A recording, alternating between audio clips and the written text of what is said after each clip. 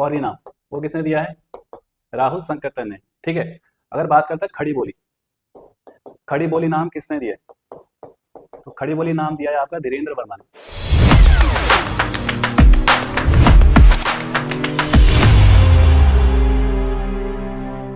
Hello दोस्तों, स्वागत है आपका हमारे YouTube चैनल पीआर की स्टडी पॉइंट में। तो जैसा कि आप देख रहे हैं यहाँ पे स्क्रीन पे लिखा हुआ है मॉक नंबर 10।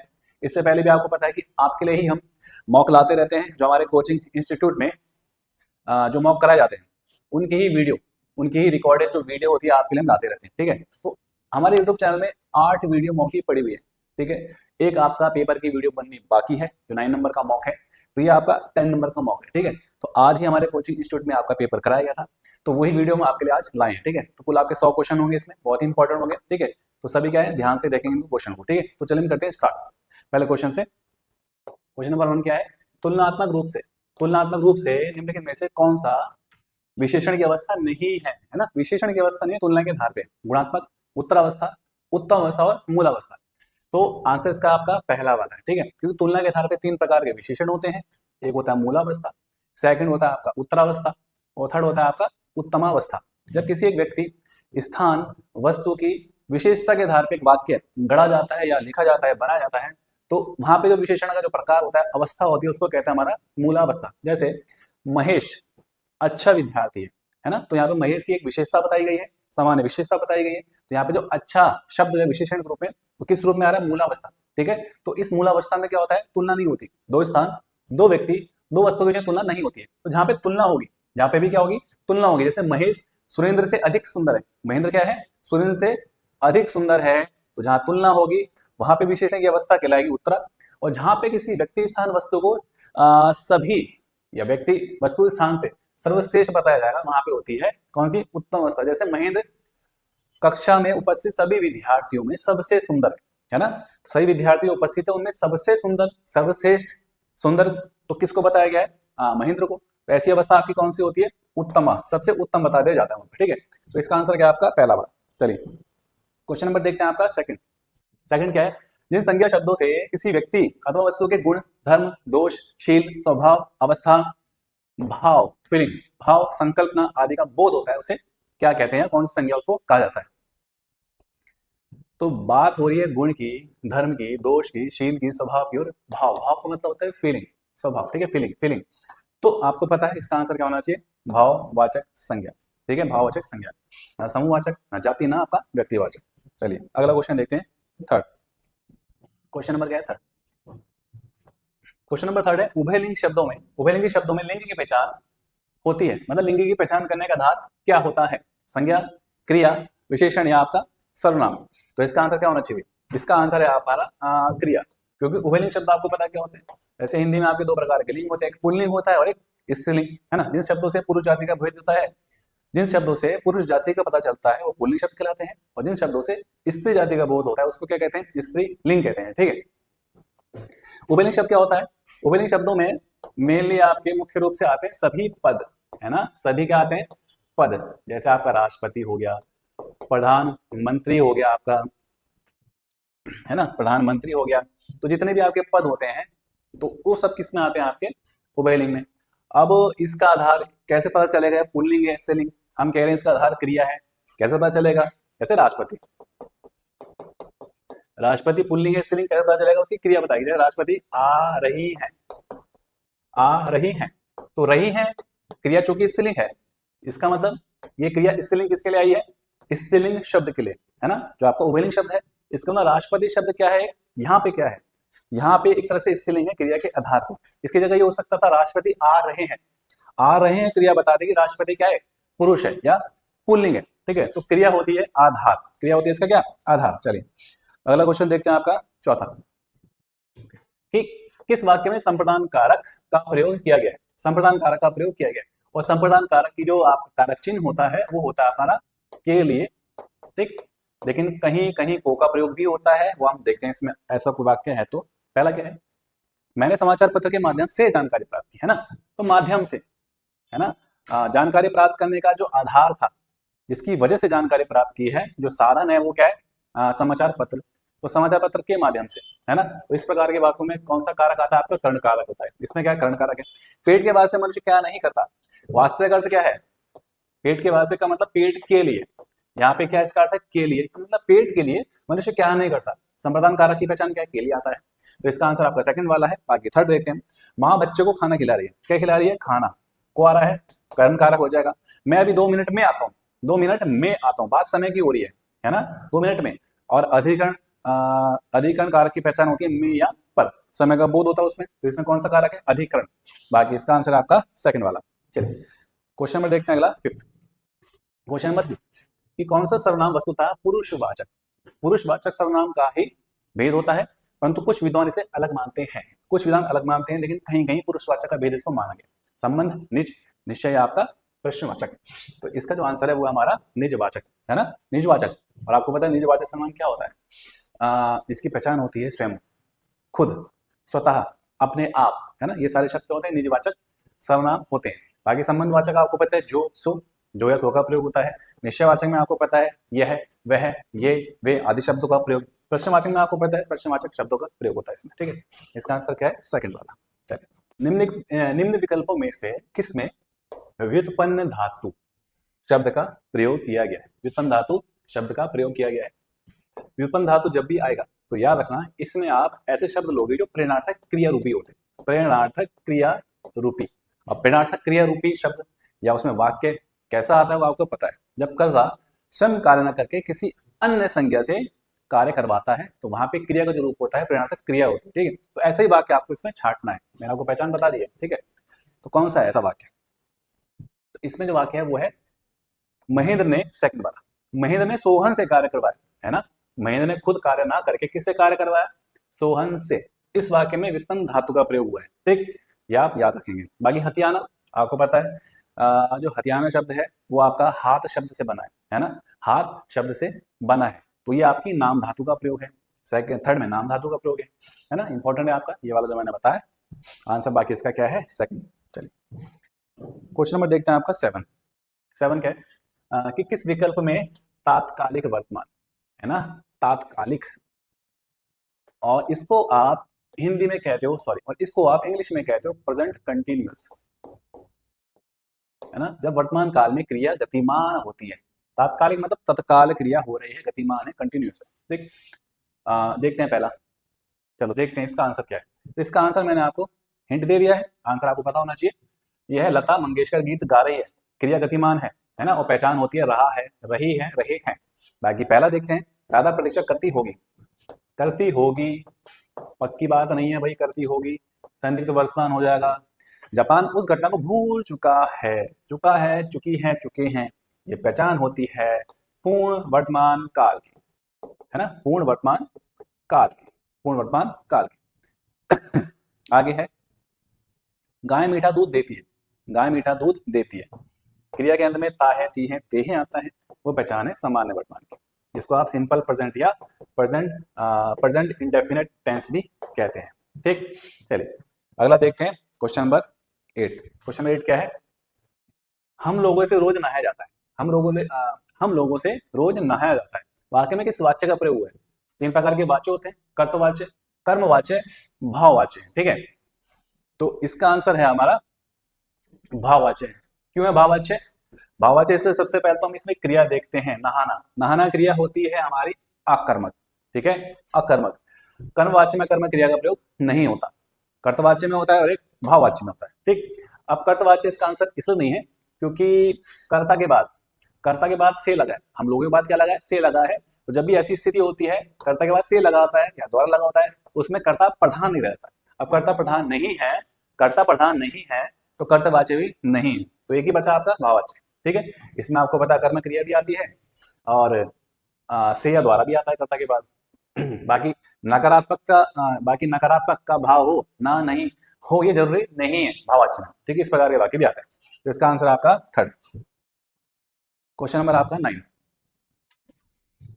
भली भांति परीक्षण कर लेने के बाद ही उसने हमारा काम किया, है ना, उसने हमारा काम किया। तो इसमें कौन सा आपका पदबंध है, क्रिया, सर्वनाम, संज्ञा या अव्यय। तो आप देख ही रहे हैं, इस तरह से अंडरलाइन होना चाहिए है, ठीक है। तो जब किसी पदबंध का अंतिम या सबसे पूर्व का पद आपका सर्वनाम होता है तो उस पदबंध को क्या कहते हैं? सर्वनाम पदबंध कहते हैं, ठीक है। ये हमारा है सर्वनाम पदबंध। इसी की जगह संज्ञा आता शब्द, यहाँ पे संज्ञा लिखा होता है किसी का नाम, तो ये संज्ञा पदबंध हो जाता है, ठीक है। क्रिया क्या होता है? क्रिया वही है, जैसे रमेश खाना खा रहा है, तो खा रहा है इसको हम क्या कहेंगे? क्रिया पदबंध कहेंगे। एक विशेषण भी होता है, विशेषण पदबंध, ठीक है। बाकी इसका मैंने आंसर बताया आपको सेकंड। क्वेश्चन नंबर देखते हैं आपका 10th। 10 क्वेश्चन क्या क्या? सूची फर्स्ट को सूची 2 से सम्मिलित करना है और नीचे दिए गए कोड से उत्तर आपका चुनना है, ठीक है। तत्सम शब्द है और यहाँ पे आपका है तद्भव। अगर अवश्य की बात करें, अवश्य को तद्भव में ओस कहते हैं।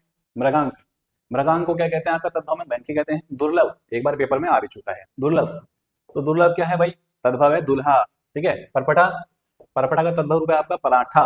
तो 1 2 3 4, 1 2 3 4 किसमें? आपका सेकंड वाले में, ठीक है। 1 2 3 4 हो जाएगा सेकंड वाला आंसर। चलिए क्वेश्चन नंबर देखते हैं आपका 11 क्वेश्चन क्या है? कौन सा शब्द कबूतर का पर्यायवाची नहीं है? नहीं बताना है, ठीक है। तो आपका पारावत या पारावार, रक्तलोचन या आपका हारित।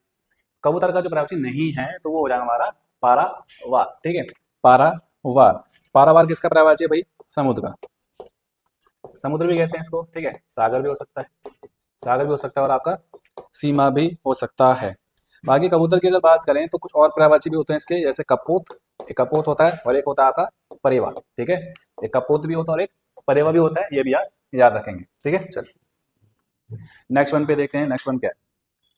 नेक्स्ट वन आपका 12 नंबर का क्वेश्चन। किस शब्द का अर्थ बादल होता है? किस शब्द का अर्थ क्या होता है भाई? बादल, ठीक है, बादल।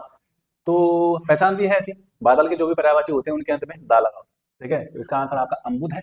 बाकी अगर अम्बुज की बात करें तो अम्बुज जो पर्यायवाची होता है वो होता है हमारा कमल का, ठीक। किसका होता है? आपका कमल का। और कहीं कहीं जो आपका ब्रह्मा भी लिखा हुआ है। अगर अज की बात करें, अज जिसका जन्म ना हो, एक पर्यायवाची है इसका, जिसका जन्म ना हो, ठीक है, जिसका जन्म ना हो उसको भी आपका अज के रूप में होता है। बकरा भी होता है, बकरा भी होता है, ब्रह्मा भी होता है ना।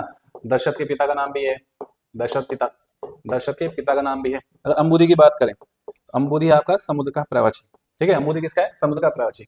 अज, जा मतलब जन्म, आ मतलब नहीं, तो जिसका जन्म ना हो। आगे बकरा, ब्रह्मा और दशरथ के पिता को भी अज के नाम से जानते हैं। चलिए क्वेश्चन नंबर आपका 13। कि जिन प्रत्ययों से हीनता, हीनता, लघुता या प्रियता प्रकट हो, वो क्या कहलाते हैं आपका, ठीक है। तो आप यहाँ देख रहे होंगे तद्धित प्रत्यय लिखा हुआ है। अब देख रहे होंगे आपके तद्धित प्रत्यय के प्रकार लिखे हुए हैं। पहली बात तो है कि ये प्रकार कोई ज्यादातर पढ़ते नहीं है बच्चे, ठीक। पढ़ना चाहिए लेकिन बहुत से बच्चे पढ़ते ही नहीं। सोचते हैं कौन पढ़ेगा, ज्यादा पढ़िए, फायदा होता है उसका, ठीक है। और यहाँ पे मैंने जैसे क्वेश्चन डाला है और जिन्होंने नहीं पढ़ा होगा कैसे कर पाएंगे, है ना। तो इसका मैं आंसर आपको बता दूं, इसका आंसर होगा हमारा ऊंतावाचक, ठीक है। 13 को हमारा दूसरा। बाकी जैसे क्या क्या होता है, ऊंतावाचक में देख लेते हैं। जैसे खटिया, खटिया जो है खाट और इया के मेल से बना है, खाट और इया, ठीक है। जैसे डिबिया, डिबिया, डिब्बा धन इया, डिब्बा धन इया के मेल से बना है। जैसे बबुआ, बबुआ, बाबू धन आ, बाबू धन आ, बबुआ। तो हीनता, लघुता, मतलब लघुता मतलब छोटा रूप, जैसे खटिया है शब्द, तो खटिया शब्द बता रहा है अपने छोटे रूप के लघु रूप को, है ना। छोटे रूप को लघु रूप को ये बता रहा है, क्योंकि बड़ा रूप क्या होगा? खाट, खाट मतलब जैसे बड़ा, बड़ा साइज, बड़ा आकार। खटिया कह रहे हैं, खटिया मतलब छोटा रूप, तो छोटे रूप को दर्शा रहा है। बाकी इसका विच्छेद मैंने कर दिया, मूल शब्द खाट है या प्रत्यय है। डिब्बा एक होता है, डिब्बा एक होता है डिबिया। तो डिब्बा क्या, डिबिया क्या बता रहा है? इसका छोटा रूप। बबुआ प्रियता, है ना, प्यार में बच्चों को कहते हैं भाई बबुआ, हमारा बबुआ। तो बबुआ में क्या होगा? बाबू मूल शब्द है, आ इसमें आपका प्रत्यय है। बाकी प्रकार में आपको बता देता हूँ, ठीक है। कृत प्रत्यय के कौन कौन से प्रकार होते हैं? एक होता है हमारा कर्तवाचक, एक होता है कर्मवाचक, एक होता है करणवाचक, एक होता है भाववाचक, एक होता है क्रियावाचक, क्रियावाचक।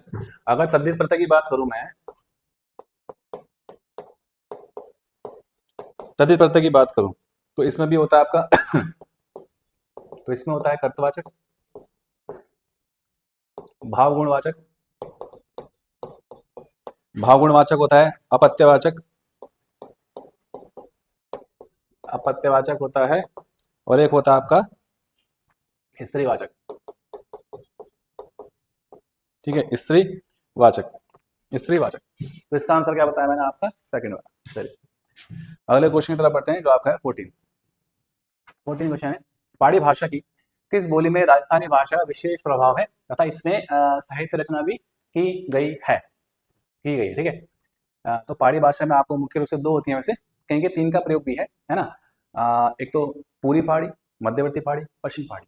पूरी पहाड़ी में नेपाली भाषा आती है, मध्यवर्ती में कुमाऊनी गढ़वाली दोनों आती है, पश्चिमी में आपकी हिमाचल प्रदेश की भाषा आती है। ठीक है, तो इसमें ही भाषा का प्रकार पूछ रहा है कि इसमें साहित्य रचना भी की गई, तो वह आंसर मैं आपको बताता हूँ, वो आपका कुमाऊनी आप याद रखें। ठीक है, वो आपकी कुमाऊनी भाषा है। ठीक है, क्वेश्चन नंबर देखते हैं 15। कौरवी, जिसको खड़ी बोली भी कहते हैं, को किसने देसी हिंदुस्तानी या वर्नाक्युलर हिंदुस्तानी कहा है? ठीक है, राहुल संकर्तन, जॉर्ज ग्रियर्सन या चटर्जी ने आपका? कोई नहीं। तो इसका जो आंसर है वो है हमारा सेकंड वाला। ठीक है, सेकंड वाला। बाकी इसका जो आप बाकी इसका जो कौरवी नाम दिया है, कौरवी नाम वो किसने दिया है? राहुल संकर्तन ने। ठीक है, अगर बात करता है खड़ी बोली, खड़ी बोली नाम किसने दिया है? तो खड़ी बोली नाम दिया है आपका धीरेन्द्र वर्मा ने, धीरेन्द्र वर्मा। ठीक, और जनपदीय हिंदुस्तानी, जनपदीय हिंदुस्तानी, जनपदीय हिंदुस्तानी नाम दिया है सुनीति कुमार चटर्जी ने। ठीक है, बाकी यार फैक्ट दिया याद रखेंगे, इंपॉर्टेंट है, आपका पूछा हुआ क्वेश्चन है। इसका आंसर मैंने आपको बता दिया, क्या है? सेकंड। क्वेश्चन नंबर देखते हैं 16। निम्नलिखित को सही सुमेलित करके सामने दिए गए कोड के माध्यम से सही उत्तर आपको चुनना है। ठीक है, यहाँ पे कुछ स्वरों के प्रकार दे रखे, स्वर दे रखे हैं, बाकी उनका वहाँ पे जो उच्चारण स्थान होता है वो दे रखे। ठीक है, अगर मैं इसकी बात करूँ तालु की, है ना, तालु की बात करूँ तो तालु, ठीक है, तालु आपका ई आता है। ठीक है, ओष्ठ, ओष्ठ में आपका ये हो जाएगा। कंठ तालु की बात करें दिया जाएगा, और मूर्धा की बात करें, सॉरी, यहाँ पे जो कंठ तालु है वो आएगा, और मूर्धा आएगा आपका चौथे पे। ठीक है, तो 2 1 3 4, 2 1 3 4 सेकंड वाला इसका हो जाएगा आपका आंसर। ठीक है, तो इसमें मैं कुछ और भी आपको फैक्ट बता देता हूँ, जैसे आपका कंठ में, कंठ में, इधर कंठ में और लघु और दीर्घ आ जाएंगे, तालु में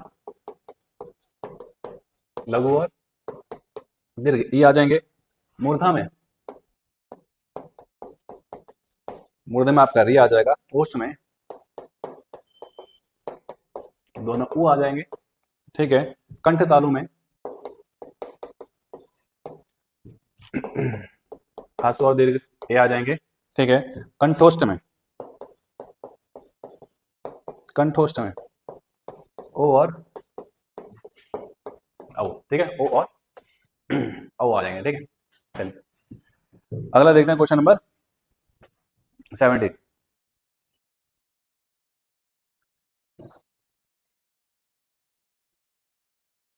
क्वेश्चन नंबर 17, ठीक है, 17 है आपका, निम्नलिखित को सही सुमेलित करके सामने देखे कोड के माध्यम से। ये भी आपका कोड वाला है।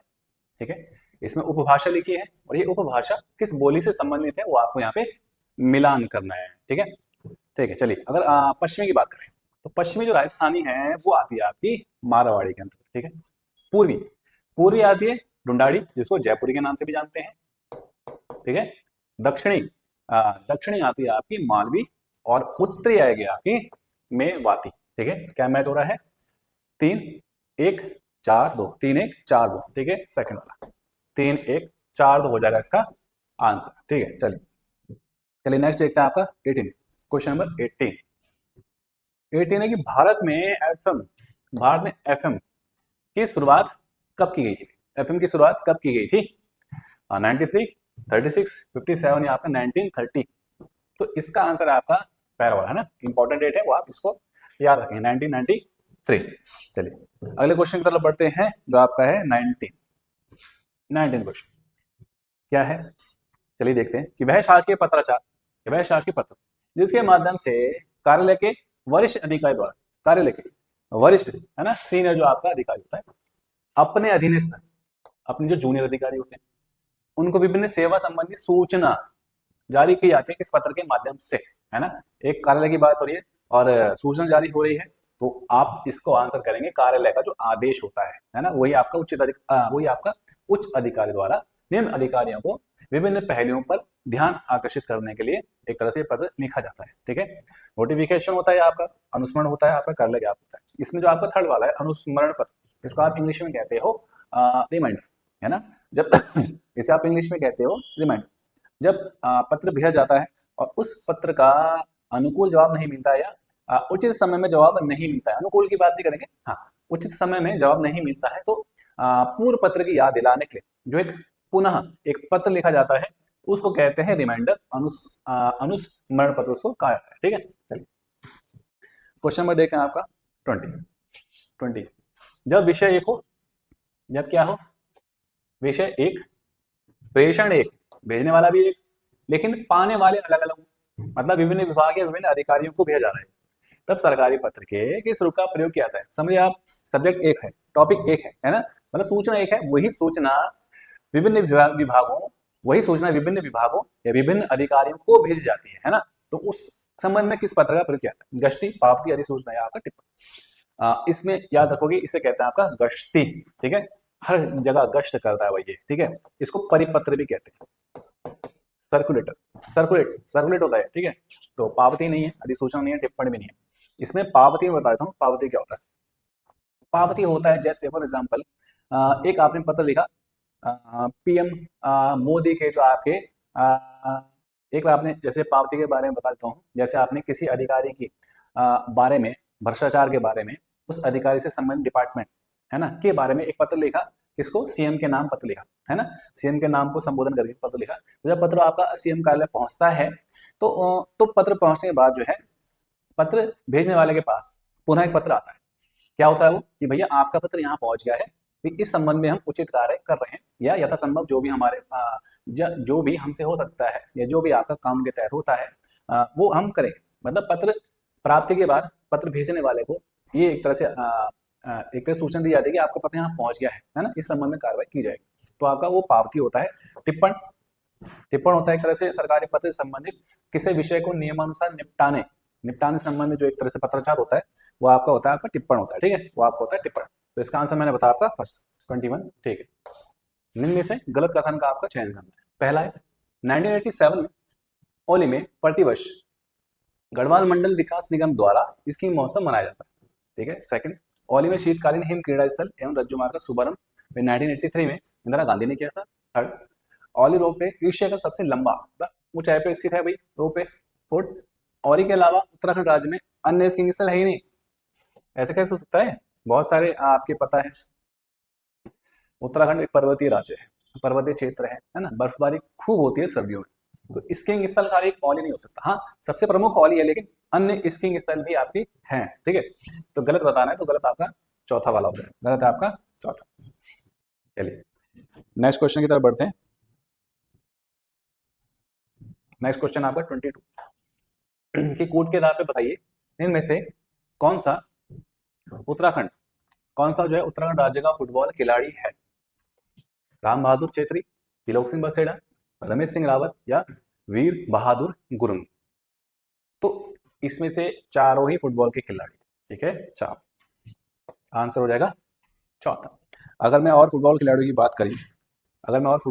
की बात करूं तो इसमें एक है जैसे पुष्कर सिंह भंडारी, ठीक है, पुष्कर इंपॉर्टेंट है ये।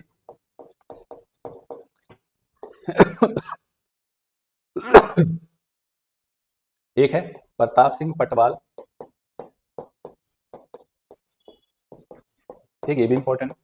विक्रम बिष्ट है एक,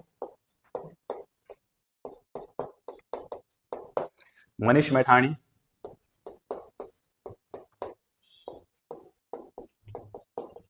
सौरभ रावत,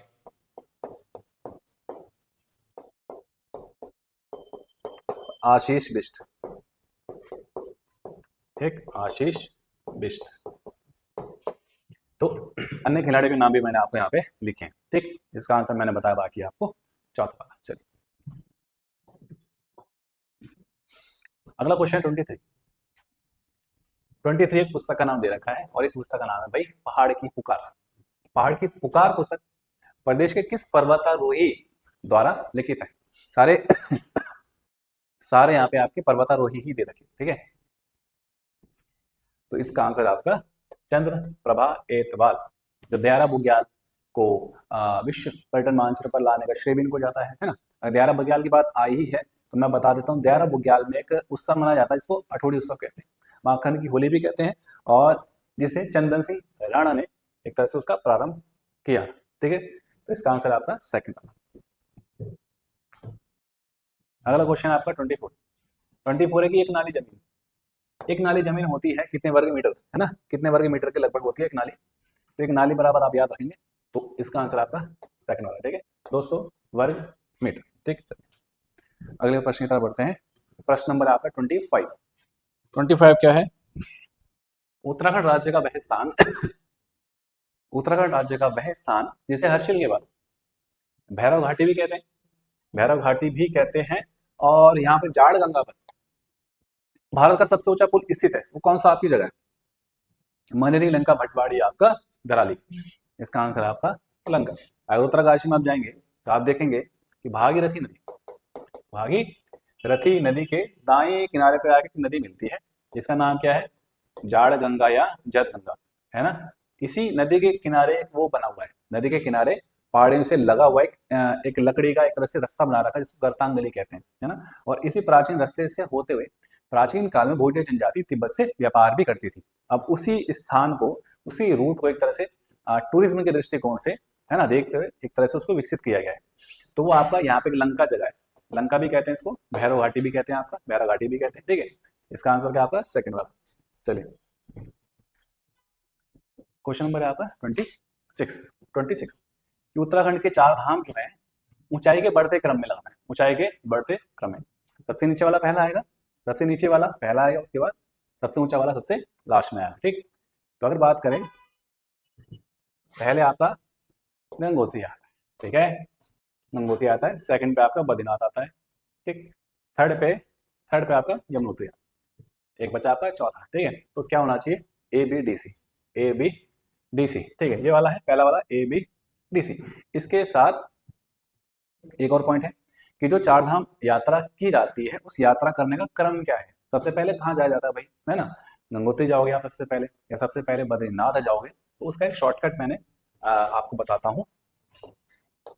उसका शॉर्टकट है यमुना गंगा की बहन, यमुना गंगा की बहन, है ना। तो यमुना से आप यमुनोत्री याद रखेंगे, सबसे पहले यमुनोत्री जाओगे आप, गंगा से गंगोत्री याद रखोगे, फिर गंगोत्री की आपकी दर्शन करोगे गंगोत्री जी का, की से केदारनाथ, ठीक है, केदारनाथ याद करोगे, बहन से बा, ये हो जाएगा बद्रीनाथ, बद्रीनाथ, ठीक है, जो आपका चमोली में पड़ता है। तो यमुना गंगा की बहन, ये आप याद रखेंगे। चलिए क्वेश्चन नंबर देखते हैं 27 कि पंडित जवाहरलाल नेहरू ने दुगड्डा क्षेत्र की यात्रा 2 बार की थी। पहली यात्रा 1930 में की है, जबकि दूसरी कब की है? 1930 पहली बहुत इंपॉर्टेंट है ना, और दूसरी डेट आप याद रखेंगे 1945 ईस्वी, ठीक है। चलो अगला क्वेश्चन देखते हैं। अगला क्वेश्चन देखते हैं 28। निम्नलिखित को सुमेलित कर सामने दिए गए कोट के माध्यम से सही उत्तर चुनना है। तो शिलाभिलेख या ताम्रभिलेख दे रखे हैं, सामने दे रखे हैं राजाओं के नाम, ठीक है। अगर बागेश्वर की बात करें तो बागेश्वर शिलालेख है आपका भूदेव का, बालेश्वर चंपत का बालेश्वर देशर देव हो जाएगा, कंडारा ललितेश्वर देव का है, और पांडुकेश्वर हो जाएगा सुविचराज देव का। तो क्या हो रहा है? 2-1-4-3 सेकंड, 2-1-4-3, ठीक। चल क्वेश्चन नंबर 29। चीनी यात्री हिंगसांग ने हरिद्वार की यात्रा किस सन में की थी, है ना। चीनी यात्री हिंगसांग ने हरिद्वार की यात्रा किस सन में की थी हरिद्वार, ठीक है। इसका आंसर आपका 634, ठीक, 634। चलिए अगले क्वेश्चन तरफ बढ़ते हैं, जो आपका 30 होगा। 30 क्वेश्चन है कि कार्तिकेयपुर राजाओं के लिए कत्यूरी नाम का अबाध प्रयोग सर्वप्रथम किसने किया था? अबाध प्रयोग मतलब कि कार्तिकेयपुर और कत्यूरी एक ही हैं, यही मानते हुए इन्होंने एक तरह से अपना वर्णन भी किया पुस्तकों में। तो वो कौन है?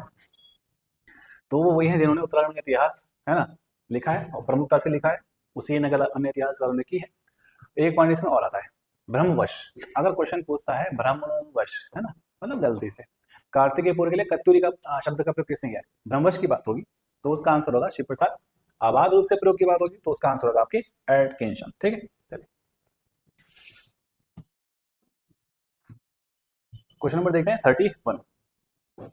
31 है आपका कि नंदा देवी राजजात यात्रा में बेदनी कुंड से 10 किलोमीटर आगे निराली धारा है, जहां से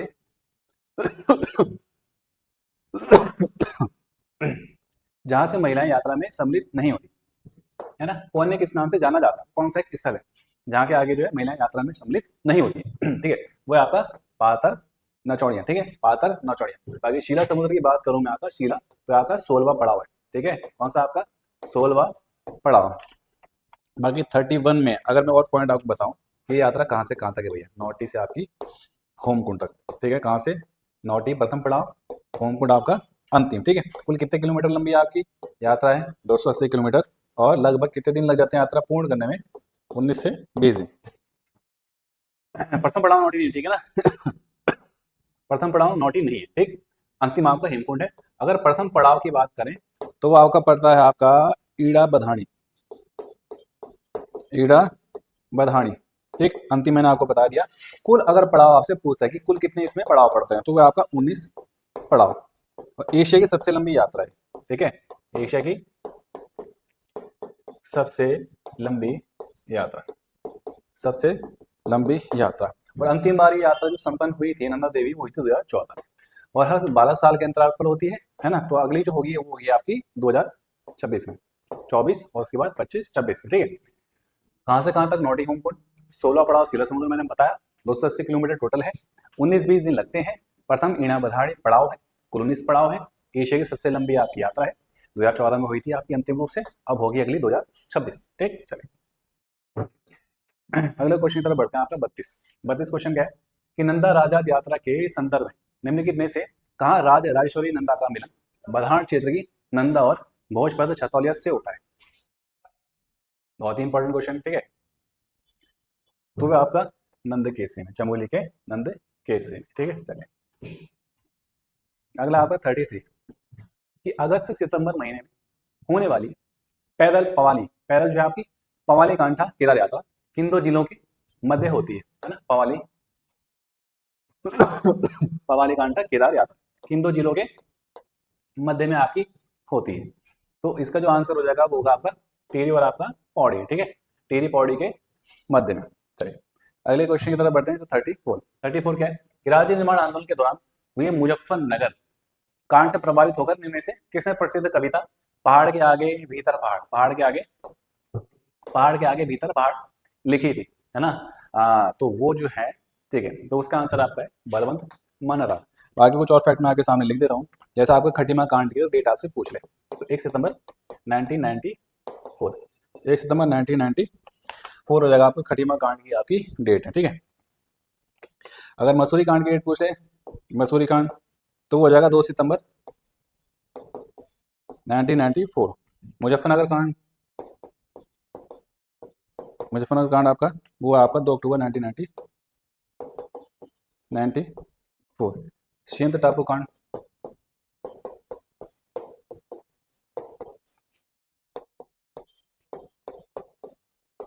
सिंध टापू कांड 1995 में, 10 नवंबर 1995 में। ठीक है, चलिए क्वेश्चन नंबर देखते हैं 35। निम्नलिखित को सही सुमेलित कर सामने दिए गए कोड के माध्यम से सही उत्तर का चयन करना है। ठीक है, रचना दे रखी है और आगे दे रखे हैं आपके रचनाकार जो जिन्होंने ये पुस्तकें लिखी। ठीक है, शब्द कभी नहीं मरते, शब्द कभी नहीं मरते, कभी नहीं मरते शब्द।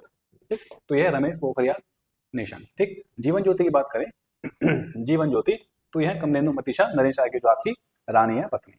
ठीक है, पगली का प्रलाप, पगली का प्रलाप हो जाएगा विद्यावती डोभाल। अक्षांश दर्पण है आपकी नैन सिंह रावत पिथौरा गढ़वाली। ठीक है, तो आंसर क्या होना चाहिए 1 3 2 4, 1 3 2 4। ठीक है, मैच हो रहा है आपका सेकंड वाला 1 3 2 4। ठीक है, चलिए अगला क्वेश्चन देखते हैं क्या है। अगला क्वेश्चन 36 है कि प्रदेश सरकार द्वारा शैलेश मटियानी राज्य शैक्षिक पुरस्कार की स्थापना कब की गई थी। राज्य शैक्षिक पुरस्कार की स्थापना कब की गई थी? ठीक, 7 में, 9 में, 10 में, आपका 2005। इसका आंसर आपका 2009। ठीक है, 2009। बाकी इसके कुछ और अगर फैक्ट हैं तो धनराशि की बात करें कि कितनी धनराशि इसमें वर्तमान में दी जाती है शिक्षकों को, तो पहले 10,000 थी, अब कर दी गई आपकी कितनी, 21,000। ठीक है, और 2025 में कितने शिक्षकों को शैलेश मटियानी पुरस्कार दिया गया है?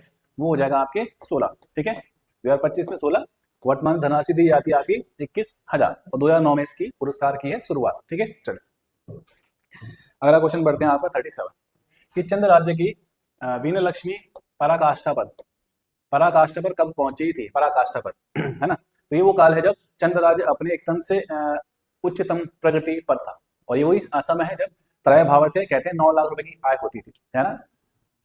तो वो आपका राजा आपको पता होना चाहिए कौन सा है, जगत चंद, है ना, जगत चंद। देवीचंद के बारे में कहेंगे कि चंद्र राज्य के एक तरह से चंद्र राज्य का डिक्लाइन पीरियड, अवनति काल इसके समय प्रारंभ होता है ना, एक तरह से पागल राजा चंद्र का। रुद्रचंद आपको पता है अकबर का समकालीन है ना, बहुत ही बेहतरीन राजा। ज्ञानचंद के बारे में आपको पता है, ज्ञानचंद गरुड़ ज्ञानचंद की बात करें तो फिरोज शाह तुगलक का समकालीन है ना, इसने गरुड़ की उपाधि भी इसको दी है। चलिए चलिए अगला क्वेश्चन की तरफ बढ़ते हैं जो आपको हो जाएगा 38। ठीक है, 38 क्या है? निम्नलिखित में से किसे गढ़वाल रेजिमेंट सेंटर की स्थापना का श्रेय दिया जाता है? किस स्थापना का श्रेय दिया जाता है? ठीक है, दरबार, जसवंत, कुंवर या बलभद्र सिंह नेगी? बलभद्र सिंह नेगी। ठीक है, ठीक है, तो इसका आंसर है आपका बलभद्र सिंह नेगी। ठीक, कुंवर सिंह रावत कुछ खास है नहीं। दरबार सिंह नेगी के बारे में आपको पता है 1914 में विक्टोरिया क्रॉस इनको मिला है। क्या मिला है? विक्टोरिया क्रॉस, है ना। 2 ही विक्टोरिया क्रॉस प्राप्त करता है, एक दरबार सिंह नेगी और एक गबर सिंह नेगी। दरबार सिंह नेगी है। जसवंत सिंह नेगी, जसवंत सिंह नेगी के बारे में आपको पता है, ये वही है जो आपके नूरानांग युद्ध में अरुणाचल प्रदेश में चीन के खिलाफ नूरानांग युद्ध में एक तरह से युद्ध में अपने को बलिदान करने वाले सैनिक के रूप में जाने जाते हैं। और कहते हैं कि अभी ये जीवित है, इनकी आत्मा एक तरह से विचरण करती है ना, और बकायदा इनके कपड़े वगैरह प्रेस करके भी रखे जाते हैं।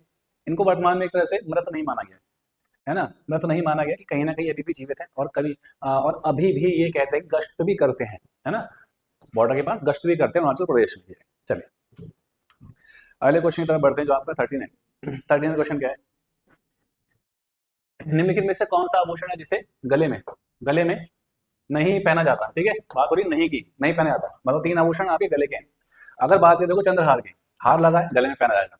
गुलबंद देखो याद कर सकते हो, गले से गुलबंद पहना जाएगा। ठीक है, जो पहाड़ पे रहते हैं, जो पहाड़ी संस्कृति को पूरी तरह से लगभग जानते हैं ना, पहाड़ में ही निवास, बचपन उनका जन्म वहां से हुआ है, तो उनको थोड़ी इनमें दिक्कत नहीं होती। थोड़े मैदान में रहते हैं, पहाड़ से थोड़ा दूर हैं, है ना, तो उनको याद करने में दिक्कत आती है। तो उनके लिए मैं बता रहा हूँ कैसे याद कर सकते हो आप। हार से चंद्रहार, गुलबंद से गले से, गले में हार पहना जाता है, गले से रिलेटेड है।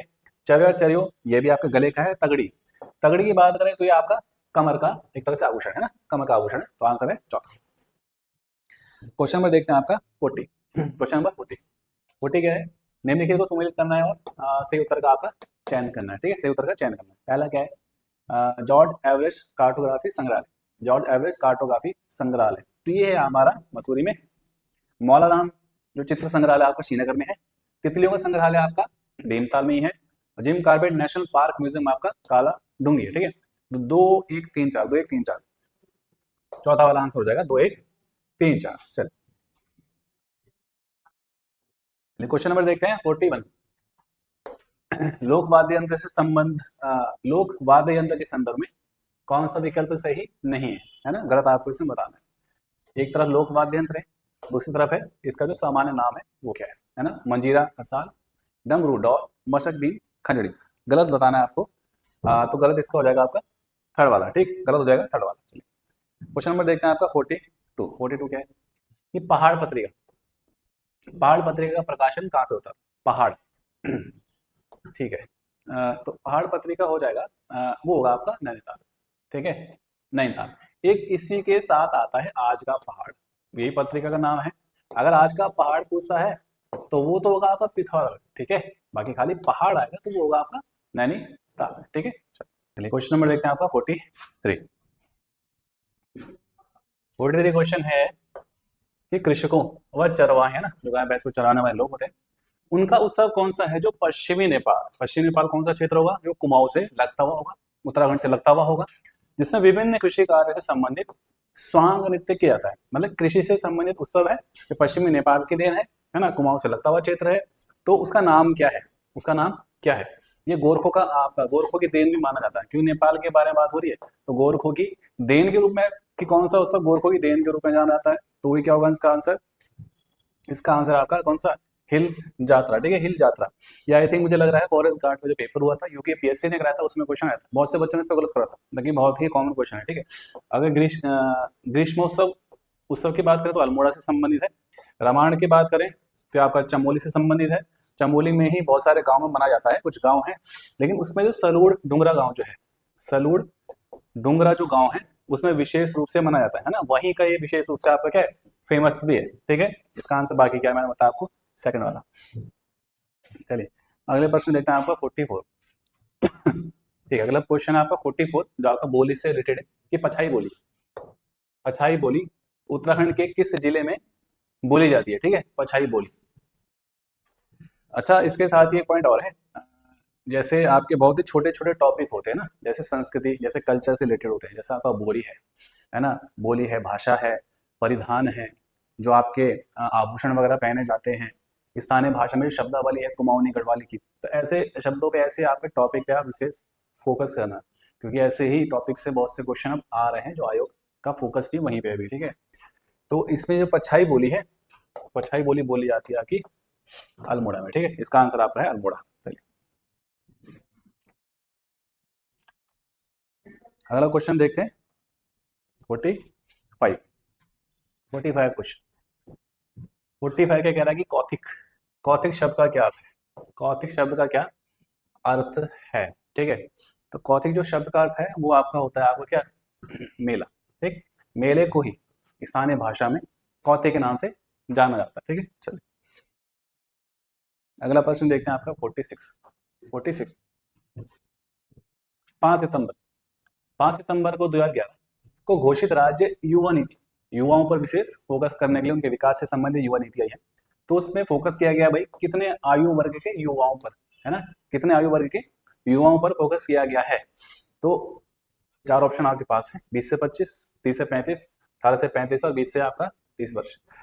तो इसका आंसर आपका 18 से 35 वर्ष के बीच के जो भी युवाओं हैं, है ना, जो बीच 18 से 35 वर्ष के बीच के जो भी युवा हैं, उनसे ही संबंधित युवा नीति है, इन पर ही विशेष फोकस किया गया है, इनसे संबंधित नीतियां आएंगी, योजना आएंगी, ताकि ये अपना जो है एक तरह से बेहतर विकास कर पाए ना, क्योंकि युवा ही आपको पता है भारत के निर्माण करने में युवा शक्ति का प्रमुख योगदान है ना, तो युवा नीति इसलिए आई है। तो इसका आंसर आपका है थर्ड। चलिए अगला देखते हैं आपका 47। 47 क्या है कि भाई उनके सर्वेक्षण कार्य से प्रसन्न होकर, है ना, सर्वेक्षण करता है, इसका मतलब है ना, सर्वेक्षण करना उनका काम है।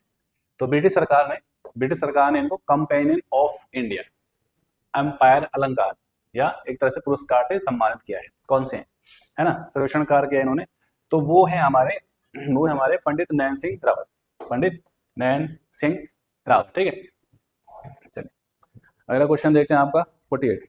48 क्वेश्चन क्या है, 48 है उत्तराखंड राज्य औद्योगिक विकास निगम लिमिटेड सिडकुल, है ना, सिडकुल का मुख्यालय कहाँ स्थित है, सिडकुल का मुख्यालय कहाँ सिडकुल का मुख्यालय कहाँ स्थित है, हरिद्वार में, अल्मोड़ा में, देहरादून में, आपका नैनीताल में। तो इसका मुख्यालय हमारा सारे मुख्यालय अधिकतर जो है उत्तराखंड की राजधानी देहरादून में ही आपके क्या है स्थित है, ठीक है। तो इसका आंसर आपका थर्ड। अगला क्वेश्चन देते हैं आपका जो 49 है, ठीक है। 49 क्या है, नीचे दो वक्तव्य दिए गए, कोड की सहायता से सही उत्तर आपको चयन करना है, ठीक है। पहला क्या है, टेरी परियोजना की विशालता के कारण इसको राष्ट्र का गांव, है ना, बहुत बड़ा है, आपको पता है टेरी राष्ट्र का गांव कहा गया है, बिल्कुल ठीक है।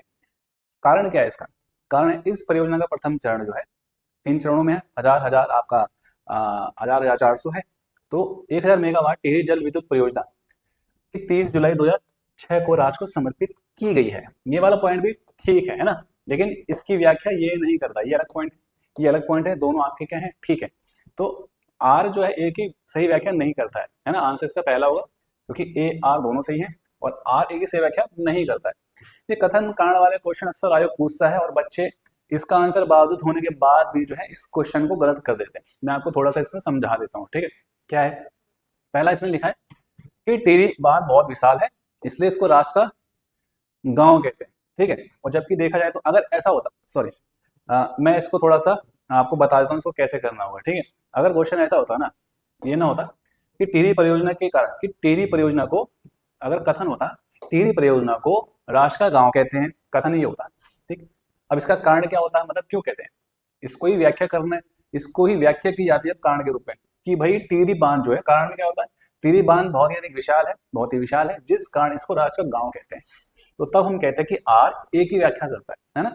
इसको स्पष्ट करने के लिए कारण दिया हुआ होता तब, तो तब ये वाला होता, कौन सा वाला, कि भैया आर ए की सही व्याख्या करता है, जबकि यहाँ पे क्या है, ये अलग पॉइंट है, ये अलग पॉइंट है, ठीक। तो इसमें क्या होगा, पहला वाला इसका आंसर होगा, ठीक है। चलिए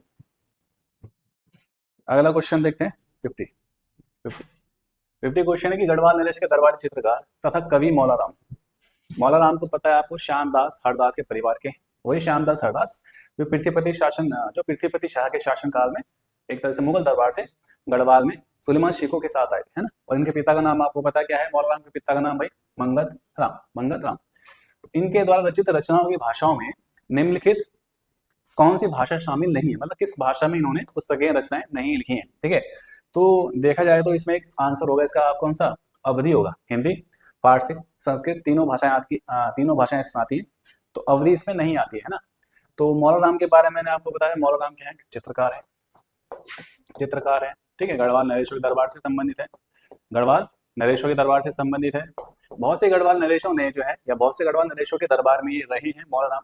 लेकिन सर्वाधिक प्रोत्साहित किसने किया था, अगर ऐसा क्वेश्चन आपके पास आए कि सर्वाधिक प्रोत्साहन देने वाला आपका गढ़वाल वाला, तो उसका नाम आप याद रखेंगे जयकृत शाह, है ना। वही जयकृत शाह है जिसको गढ़वाल का सन की राजा भी कहते हैं, ठीक है, जयकृत शाह, जयकीर्ति शाह भी इसको कहते हैं। बाकी अगर मौलाराम के पिता का नाम पूछे आपसे, मौलाराम के पिता का नाम पूछे मौलाराम के पिता का नाम आपसे पूछे, उनका नाम क्या है, मंगत राम, ठीक, मंगत राम, इसका आंसर बाकी मैंने आपको बताया। सेकंड 51 है, कौन सी जनजाति काष्ठ कला, काष्ठ कला में निपुण है, ठीक है, काष्ठ कला में निपुण है, मतलब जो लकड़ियों का सामान बनाने में निपुण, जैसे फर्नीचर आदि जो बनाए जाते हैं, लकड़ी के जो भी सामान बनाए जाते हैं, तो काष्ठ कला को कहते हैं। तो जनजाति का जो नाम है वो हमारी कौन सी, राजी है, ठीक है, राजी है, ठीक है। अगर अगर राज्य की बात करें तो सर्वाधिक इनकी जनसंख्या जो है वो जो आपकी पाई जाती है, वो कहाँ पाई जाती है, वही पिथौरागढ़, ठीक है। थारू की बात करें तो उधम सिंह नगर, बूटे की बात करें तो ये पिथौरागढ़ में, और बुक्सा की बात करें तो ये भी कहाँ है भाई, उधम सिंह नगर में सर्वाधिक जनसंख्या इनकी पाई जाती है। बाकी भोटिया पिथौरागढ़ में भी रहती है, उत्तरकाशी में भी रहती है, चमोली में भी रहती है, और इन तीनों जिलों में इनको अलग अलग नामों से जाना जाता है। जैसे पिथौरागढ़ में जो रहती है इसको कहते हैं जोहारी शौका, चमोली में जो रहती है उसको कहते हैं मार छतुलछा, उत्तरकाशी में जो रहती है उसको कहते हैं जाड़ भोटिया, ठीक है। बाकी इसका आंसर मैंने आपको बता ही दिया है, बाकी इसका आंसर मैंने आपको बता ही दिया है, वो है सेकंड। क्वेश्चन नंबर 52 निम्नलिखित में कौन सा काशीपुर नरेश गुमान सिंह देव का, काशीपुर नरेश गुमान सिंह देव का राज कवि था, है ना, राज कवि था। तो गुमान सिंह के दरबार में थे, गुमानी कवि की उपाधि भी दी गई थी इसलिए इनको, है ना, गुमान सिंह थे आपके। तो इसका आंसर आपका कौन सा, सेकंड वाला है, ये काशीपुर नरेश है, काशीपुर नरेश के दरबार से संबंधित है। अगर इनकी गुमान कवि की बात करें तो ये टिहरी नरेश सुदर्शन शाह के दरबार से भी संबंधित है, ये वाला पॉइंट भी आप याद रखेंगे, ठीक है, टिहरी नरेश सुदर्शन शाह के दरबार से भी संबंधित। चलिए अगला क्वेश्चन देखते हैं, क्वेश्चन नंबर 53 है कि निम्नलिखित कथनों को पढ़ना है आपको। ये क्वेश्चन नंबर 53 है, निम्नलिखित कथनों को पढ़ें, 4 आपको विकल्प दे रखे हैं, इसमें से आपको बताना है सही कौन सा है, गलत कौन सा है। पहला क्या है, सर्वाधिक हिंदू जनसंख्या, सर्वाधिक जो हिंदू जनसंख्या रहती है देहरादून में रहती है, बिल्कुल ठीक है। सेकंड है सबसे कम ग्रामीण जनसंख्या प्रतिशत वाला, सबसे कम ग्रामीण जनसंख्या प्रतिशत वाला जिला कौन सा, देहरादून, ठीक है। सर्वाधिक पुरुष साक्षरता रुद्रप्रयाग, ये भी ठीक है। सबसे कम जनघनत्व, सबसे अधिक आपका हरिद्वार में जनघनत्व है ना, और सबसे कम आपको पता है जनघनत्व की बात हो रही है तो कोई तो वही पहाड़ी क्षेत्र ही होगा, तो उत्तरकाशी है, ये बिल्कुल ठीक है। तो इसमें चारों आपके ठीक है, चारों बिल्कुल ठीक है, तो आंसर होगा डी वाला, ठीक है, सभी, डी होगा सभी। 54 है कि प्रथम बार मायके आने पर विवाहित लड़कियों द्वारा जो नृत्य किया जाता है वो कौन सा होता है, सरो, थड़िया, मंडार या आपका चौफला। तो इसका आंसर है क्या, थड़िया, ठीक है, थड़िया, चौफला, चौपला वही नृत्य है जिसे माता पार्वती ने शिव जी को प्रसन्न करने के लिए किया था, है ना। चौपला के बारे में कहते हैं। ये असम के बिहू, गुजरात के गरबा के समान भी आपका माना जाता है ना। सर्व नृत्य आपका युद्ध कला से संबंधित है। सर्व नृत्य युद्ध कला हो गया, इसका आंसर मैंने आपको बता ही दिया। आगे चौपला के बारे में क्या है, पार्वती और शिव से संबंधित घटना, वो आप याद रखेंगे इसमें। चलिए अगला क्वेश्चन देखते हैं। 55 है, निम्नलिखित में से कौन सा संस्थान हरिद्वार में नहीं है, हरिद्वार के रुड़की में नहीं है। केंद्रीय भवन अनुसंधान संस्थान भवन, जहां भी भवन आ जाए, जहां पे सिंचाई आ जाए, ऐसे शब्द आ जाए तो रुड़की में ही होता है, ठीक है, सही है। सिंचाई, देखो सिंचाई आ रहा है, पानी की बात हो रही है, तो ये भी रुड़की में, ठीक है। राजकीय वेधशाला, आंसर आपका ये है, क्योंकि राजकीय वेधशाला कहाँ पे आपका, नैनीताल, ठीक है, नैनीताल में, ठीक है, नैनीताल में। राष्ट्रीय जल विज्ञान, देखो भवन, सिंचाई, जल, ये भी कहाँ पे आपका, रुड़की में।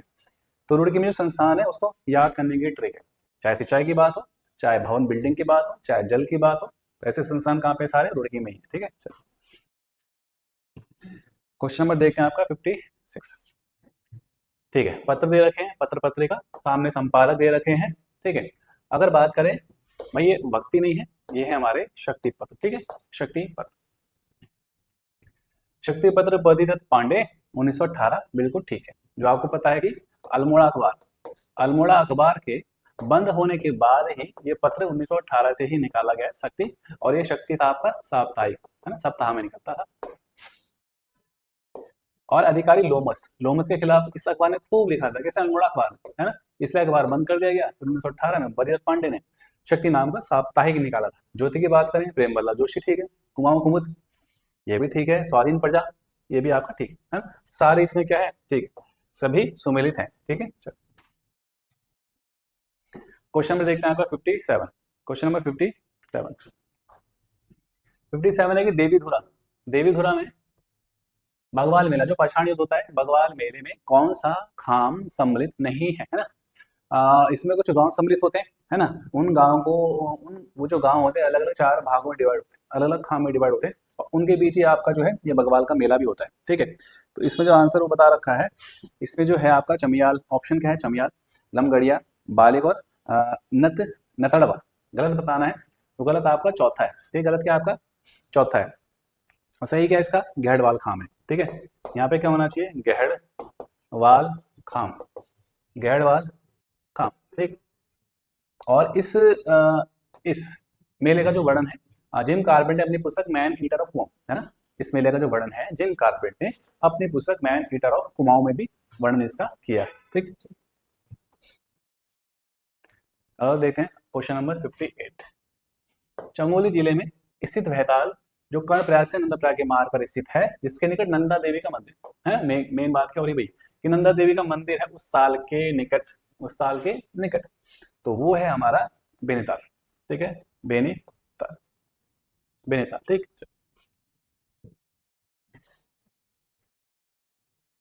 Question number 59।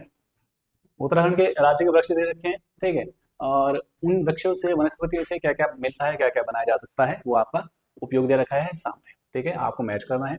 अगर मैं खैर की बात करूँ तो खैर वृक्ष से आपको कत्था प्राप्त होता है, ठीक है। तो पहले का दूसरा है, इसमें एक में आ रहा है, तो बाकी और क्या देखते हैं, क्या कह रहा है। अगर भोजपत्र के बन कागज, बिल्कुल ठीक हो जाएगा। देवदार, सुगंधित तेल, ये भी ठीक हो जाएगा। विलो के बल्ले आते हैं, आपको पता है ना, जो बैट आते हैं आपके, विलो के बल्ले बनाए जाते हैं, बिल्कुल ठीक है। तो इसका आंसर क्या है, पहला वाला, 2 1 4 3, 2 1 4 3। चलिए क्वेश्चन नंबर देखते हैं आपका, लास्ट है आपका क्वेश्चन नंबर देखते हैं 60, ठीक। क्वेश्चन नंबर 60, तो 60 क्वेश्चन है कि अन्य पिछड़ी जातियों के केंद्रीय सूची में उत्तराखंड की किन जातियों को अगस्त 2015 में शामिल किया गया, है ना। जो आपकी सेंट्रल लिस्ट है, केंद्रीय सूची में है अन्य पिछड़ी जाति, है ना, अन्य पिछड़ी जाति ओबीसी में 15 की बात कर रहे हैं, 15 में किसको शामिल किया गया, ठीक है। तो 4 ऑप्शन है आपके पास, तो इसमें जो आंसर होना चाहिए, वो होना चाहिए आपका कौन सा वाला, सेकंड वाला, ठीक है। कहार, तवर और सिंघारिया, इनके आप नाम याद रखेंगे, कहार है, तवर और सिंघारिया, ठीक। चलिए 61 है कि अशोक के सभी लेख में कलिंग युद्ध, है ना, कलिंग युद्ध तथा उसके हृदय परिवर्तन की बात कही गई है, ठीक है। ये वही युद्ध है जिसमें कहते हैं कि इस युद्ध के बाद जो है अशोक ने जो है युद्ध से तौबा कर ली थी, पूर्ण रूप से एक तरह से वो युद्ध ना करने वाला एक तरह से व्यक्तित्व उसने धारण कर लिया था, ठीक है। और अगर मैं इससे बात करूं, इसी से संबंधित गढ़वाल के राजा की बात करूं, तो ऐसा कौन सा गढ़वाल राजा है जिसको आप अशोक से संबंधित करोगे, है ना, उसे गढ़वाल का अशोक भी कह सकते हैं। और वो आपके कौन से है भाई, वो है आपके अजय पाल, है ना। 52 गणपतियों को हराने के बाद इसने भी युद्ध से तौबा कर ली थी। तो कौन सा अभिलेख है वो, तो वो अभिलेख का जो नंबर है वो कौन सा आपका इंपॉर्टेंट है, आपका 13वां अभिलेख है, ठीक है। चलो क्वेश्चन नंबर 62, पल्लव वंश का संस्थापक कौन सा, है ना। पल्लव वंश का संस्थापक की बात पूछ रहा है, तो संस्थापक है आपको ऐसे याद रखना है इसको। तो इसका आपका सिंह विष्णु, ठीक। संस्थापक का नाम क्या है, सिंह विष्णु, ठीक। चलो क्वेश्चन नंबर देखते हैं 63 क्या है, कि भारत में व्यापारिक कंपनियों के आगमन का सही क्रम क्या है ना। बहुत सारी व्यापारी कंपनी आई थी आपको पता है भारत में, है ना, और उन्होंने यहाँ पे आपकी कंपनी की स्थापना भी की है, व्यापार प्रारंभ किया है ना। फिर अंतिम रूप से आपको पता है कि अंग्रेज ही यहाँ पे एक तरह सर्वाइव कर पाए थे। फ्रांसीसियों से उनका युद्ध हुआ था, अंग्रेजों और फ्रांसीसियों के मध्य युद्ध हुआ था, इसको कर्नाटक वार कहते हैं। 3 कर्नाटक युद्ध हुए थे, है ना। और जिस युद्ध के बाद से डिसाइड हो गया था कि भारत में कौन सी व्यापारी कंपनी रहेगी, कौन सी कंपनी रहेगी, अब खाली अंग्रेज ही रहेगी, है ना, अंग्रेज ही। और आपको पता है अंग्रेज ही भारत में उस समय रहे हैं फिर लंबे शासनकाल तक, 1700 आपका 1947 तक रहे हैं, ठीक है। तो सबसे पहले जो आए हैं पुर्तगाली आए थे, ठीक है, ये तो हो जाएगा खत्म।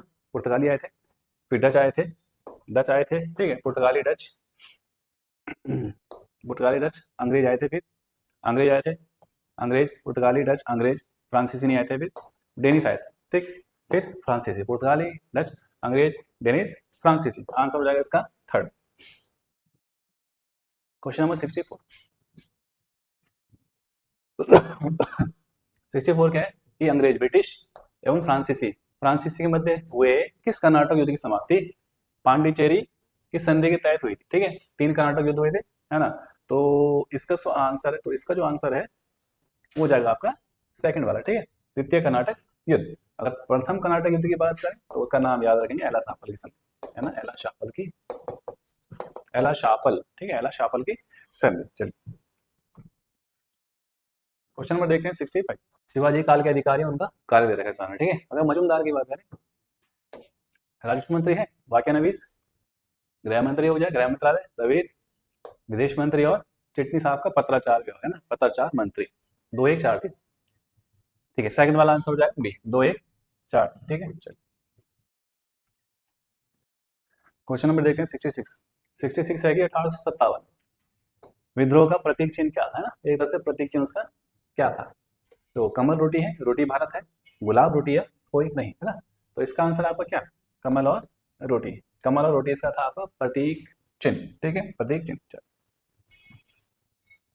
क्वेश्चन नंबर 67, राजा राममोहन राय की मृत्यु के बाद, है ना, राजा राममोहन जो ब्रह्म समाज के संस्थापक के रूप में जाने जाते हैं और कलकत्ता में स्थापना की थी उन्होंने, इनकी मृत्यु के बाद जो है ब्रह्म समाज का संचालक किससे नियुक्त किया गया था, ये एक बार आयोग ने क्वेश्चन पूछा हुआ, ठीक है।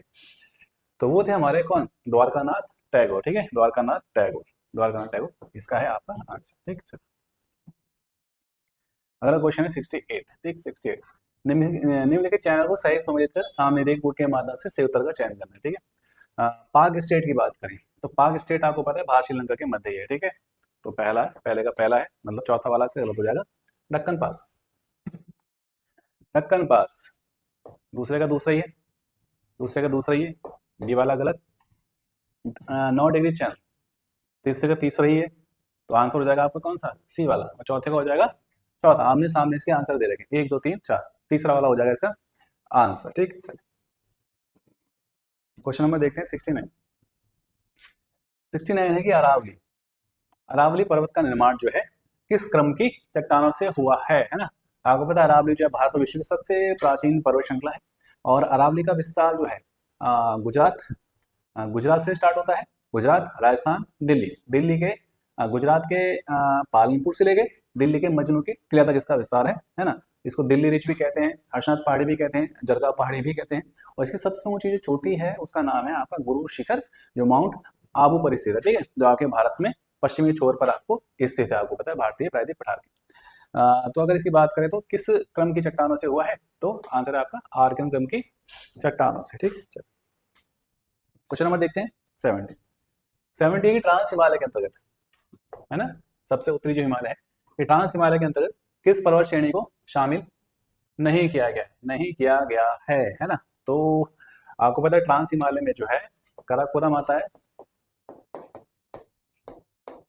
लद्दाख आता है और जास्कर आता है और कैलाश भी आएगा, ठीक है। अगर पीर पंजाल और महाभारत श्रेणी की बात करें, पीर पंजाल और महाभारत श्रेणी की बात करें, धौलाधार की बात करें, तो वो आता है आपका किसमें, मध्य हिमालय में, ठीक है। तो थर्ड होगा इसका आंसर, ठीक है। कथनों को पढ़ना हो, सत्य कथन का चयन करना है, ठीक है। सत्य कथनों का चयन करना है। पहला क्या है कि पूरी घाट की तुलना में पश्चिमी घाट अधिक ऊंचा है, बिल्कुल ठीक है, अधिक ऊंचा है, इसलिए यहाँ पे वर्षा भी ज्यादा होती है। सेकंड है, पश्चिमी घाट वास्तविक पर्वत श्रेणी नहीं है, बिल्कुल हिमालय एंडीज की तरह वास्तविक पर्वत नहीं है, बल्कि अफ्रीका से जब भारत को अलग हुआ था तब उसके दौरान एक तरह से पर्वत श्रेणी का निर्माण हुआ, ये भी ठीक है, ये भी ठीक है। पश्चिमी घाट में अगला, पश्चिमी घाट में पर्वतीय वर्षा नहीं होती है, ये गलत है। पश्चिमी घाट में पर्वतीय वर्षा ही होती है, जहाँ पर्वत होंगे वहाँ पर्वतीय वर्षा होती है, ठीक। चौथा, उत्तरी सह्याद्री की ऊपरी सतह पर, उत्तरी सह्याद्री की ऊपरी सतह पर या महाराष्ट्र के आसपास लावा के निक्षेप पाए जाते हैं, है ना, लावा के निक्षेप पाए जाते हैं, ये बिल्कुल ठीक है। तो इसका होना चाहिए पहला, दूसरा और चौथा, पहला दूसरा चौथा, क्या होना चाहिए, पहला दूसरा और चौथा। अगला क्वेश्चन देखते हैं आपको 72, ठीक है। 72 क्वेश्चन है कि बारी दोआब, बारी दोआब किन दो नदियों के मध्य स्थित है, ठीक। तो 72 का आंसर जो है हो जाएगा सी वाला, व्यास और रावी। बाकी और मैं आपको बता देता हूँ, सिंध सागर दोआब, एक सिंध सागर दोआब सिंधु झेलम के बीच में, ठीक है, सिंधु झेलम के बीच में। एक होता है आपका चार्ज दोआब,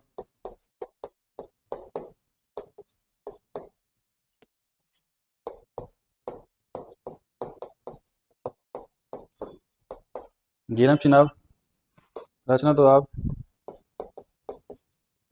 रचना दोआब, चिनाब और रावी। बारी दोआब जो आपने पढ़ा, ये भी बारी दोआब किसके बीच में, एक होता है बिस्त दोआब, बिस्त दोआब, ठीक है, व्यास और सतलज, ये होगा व्यास और सतलज के बीच में, ठीक। बाकी 72 का क्या बताया मैंने आंसर, थर्ड। चल, अगला क्वेश्चन है 73 कि प्रायद्वीप क्षेत्र की किस पेटी को भारत के क्वेश्चन नंबर है 73 कि प्रायद्वीप क्षेत्र की किस पेटी को भारत की लौह एवं इस्पात की पेटी कहते हैं ना, भारत की लौह एवं इस्पात की पेटी। आपको पता है भारतीय प्रायद्वीप कि बहुत सारे क्षेत्र हैं, प्रायद्वीप पेटी है, दक्षिण है आपका, पश्चिमी पेटी है ना, इस तरह से है भारतीय प्रायद्वीप। एक आपका ये वाला पेटी है, उत्तर पूर्व का आपका बेल्ट जो है उत्तर पूर्व है, एक आपका है आपका दक्षिण पूर्व है, ठीक है, दक्षिण पूर्व है। वैसे पश्चिमी पेटी भी होती है आपकी।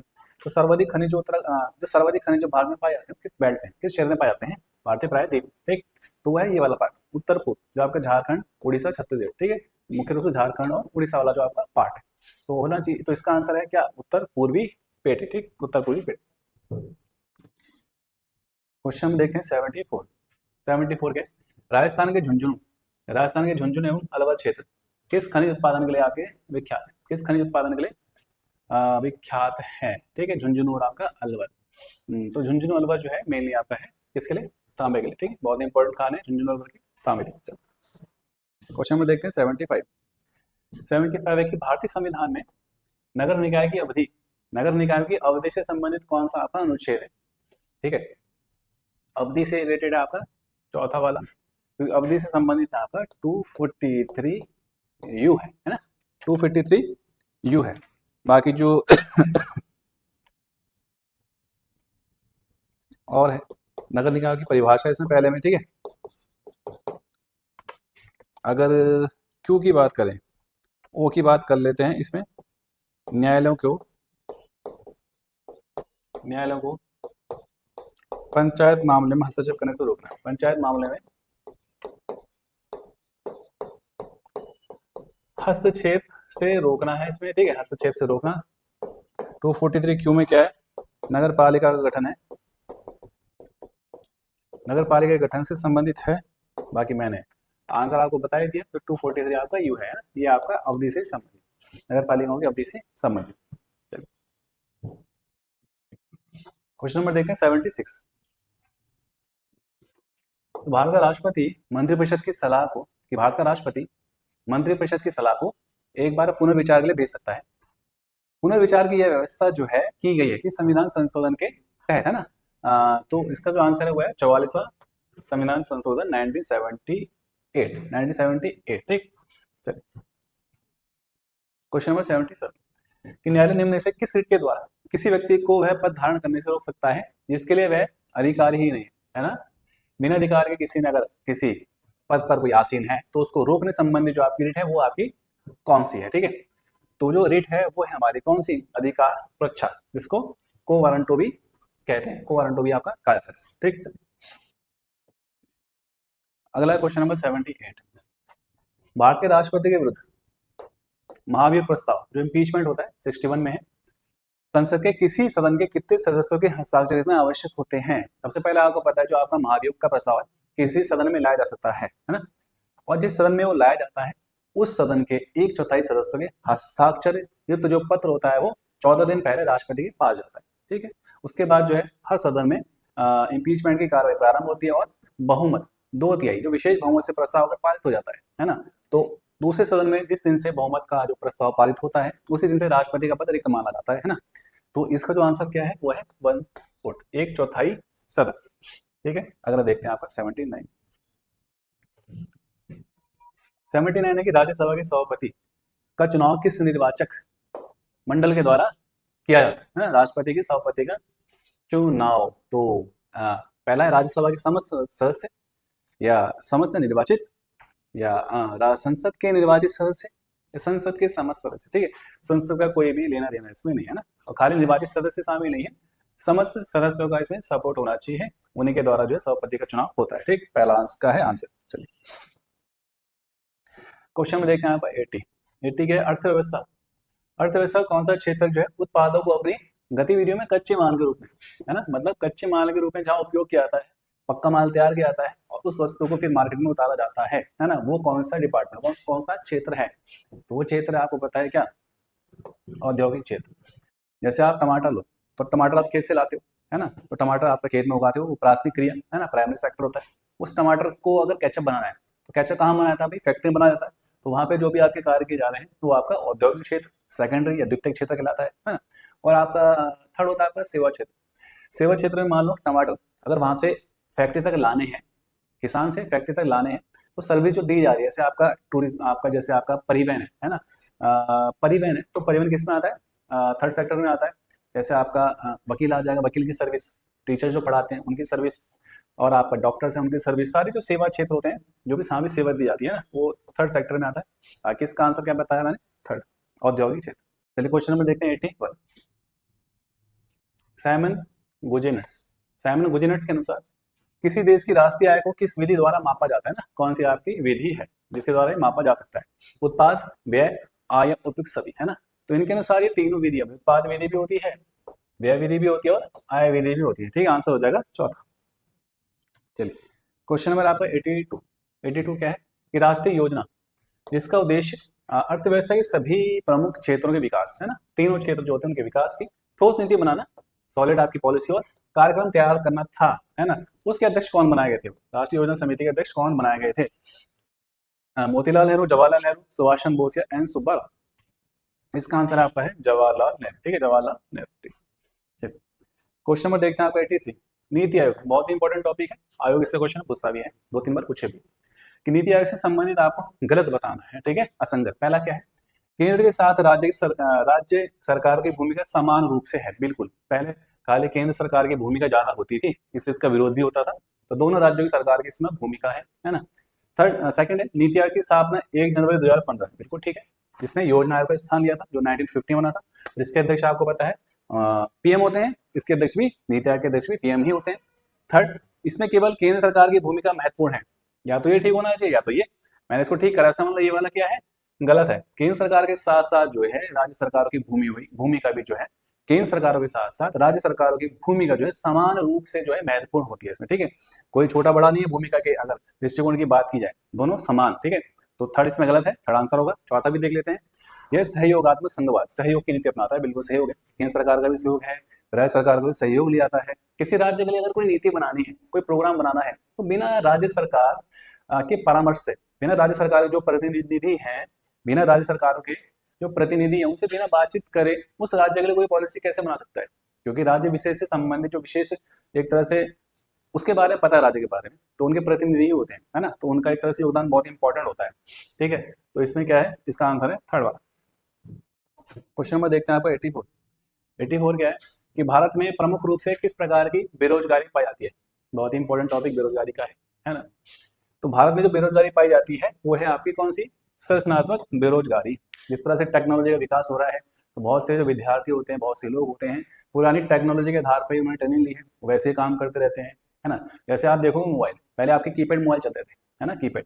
मान लो कीपैड मोबाइल ठीक करने का किसी के पास हुनर था, उसने वही हुनर सीखा था, है ना। उसके बाद आपको पता है कि आपके मोबाइल आ गए, टेक्नोलॉजी बढ़ गई, आपके स्क्रीन वाले मोबाइल आ गए, तो उसको ठीक करने का अगर उसके पास हुनर नहीं है तो बेरोजगार हो जाएगा। या तो समय रहते उसको अपने को भी एक तरह से टेक्नोलॉजी के साथ जो है अपडेट करना पड़ेगा, नहीं करेगा तो वो बेरोजगार हो जाएगा ना, समय के साथ चलना पड़ेगा।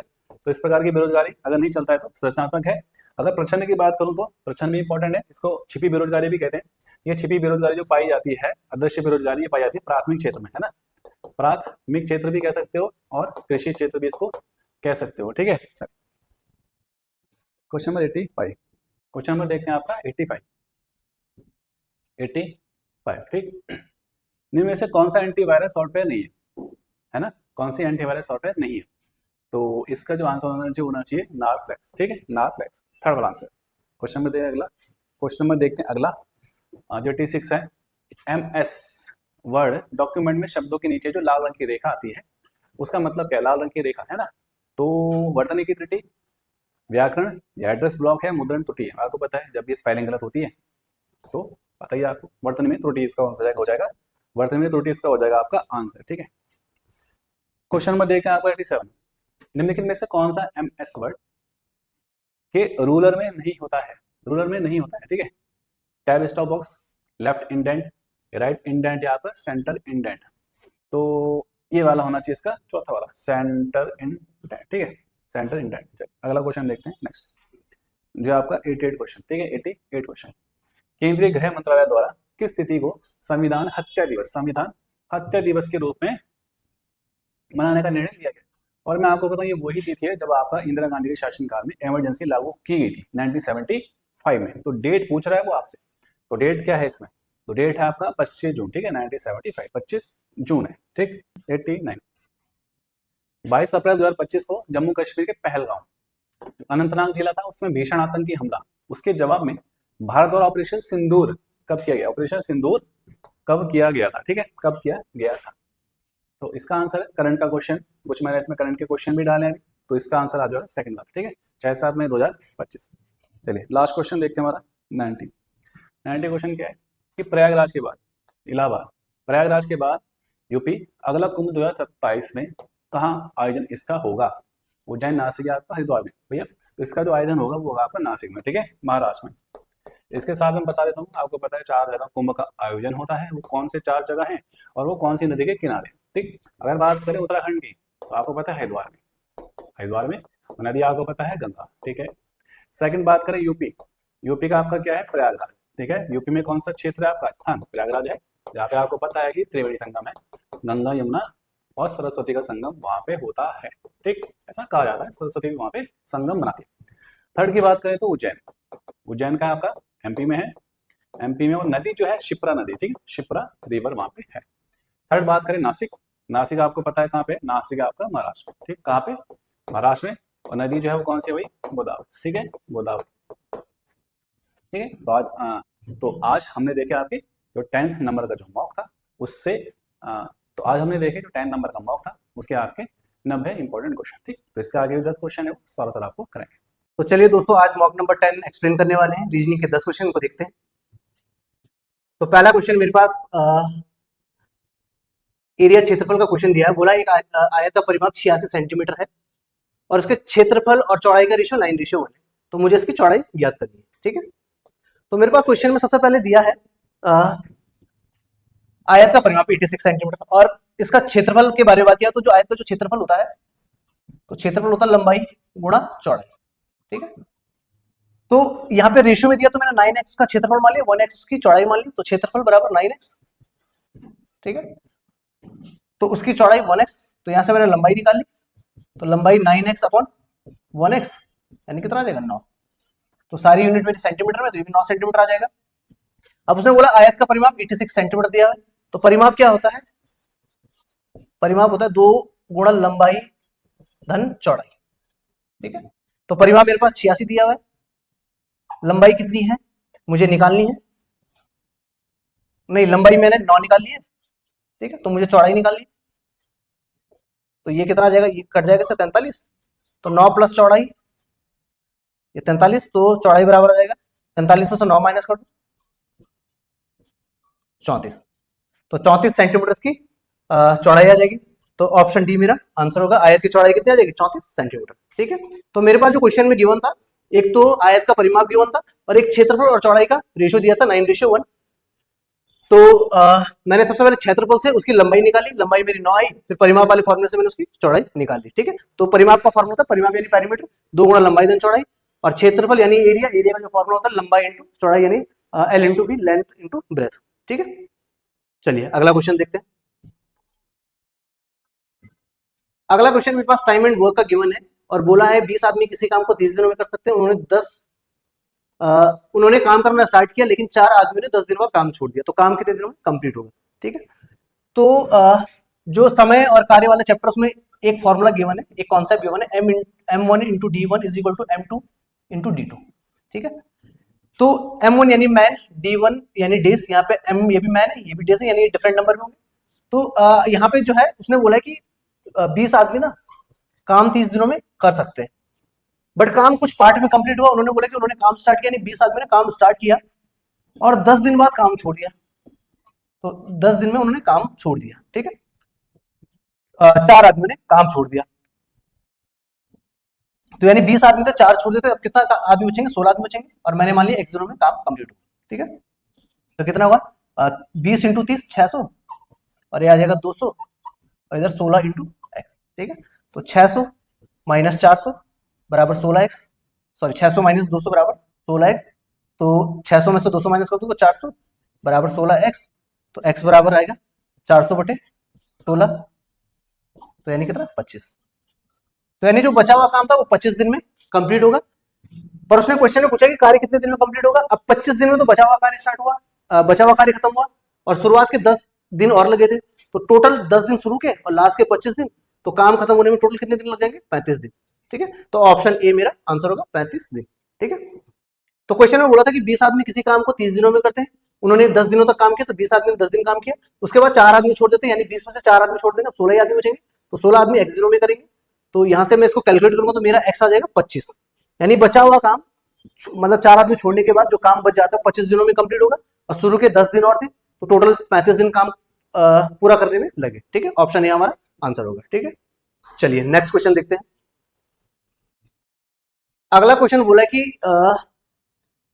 90 छात्रों की कक्षा में 60% लड़कियां तथा शेष लड़के हैं। लड़कों का औसत अंक 63 है और लड़कियों का औसत अंक 70 है, तो मुझे पूरी क्लास का औसत अंक बताना है, ठीक है। तो औसत मतलब एवरेज। अब जो औसत होता है, तो औसत क्या होता है, औसत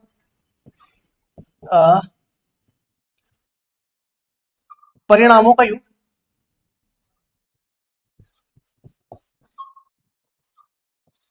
और उनकी कुल संख्या, ठीक है।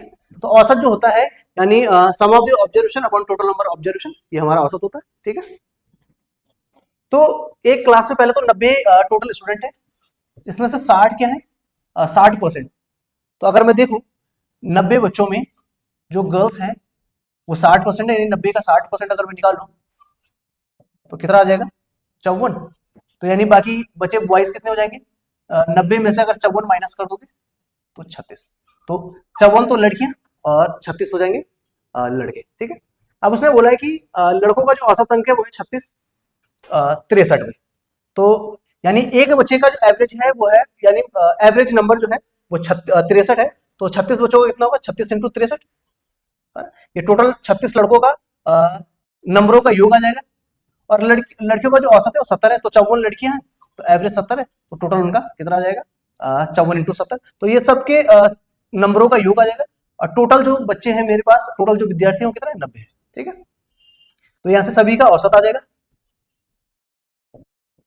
अब मैं यहाँ से इसको कैलकुलेट करूँ तो देखो यहाँ पे 18 यहाँ पे भी कॉमन है, 18 यहाँ पे भी कॉमन है, तो 36 में से 18 बाहर लूँ तो यहाँ पे 2 बचेगा, 2 इंटू 63, और यहाँ पे 18 बाहर लिया तो 18 3 54 यानी 3 बचेगा 70, और नीचे 90, ठीक है। तो 18 पंजे 90, अब ये कितना आ जाएगा 63 दूना 126, और ये कितना 7 3 21 210 बटे 5, तो ये कितना आ जाएगा 6 3 और 3, तो 336 बटे 5, ये सबका औसत आ जाएगा, इसमें कैलकुलेट करता हूं तो 6 पंजे 30, 7 पंजे 35 और 5 गुना 10, तो 67.2 सबका औसत आ जाएगा। तो ऑप्शन डी मेरा आंसर होगा।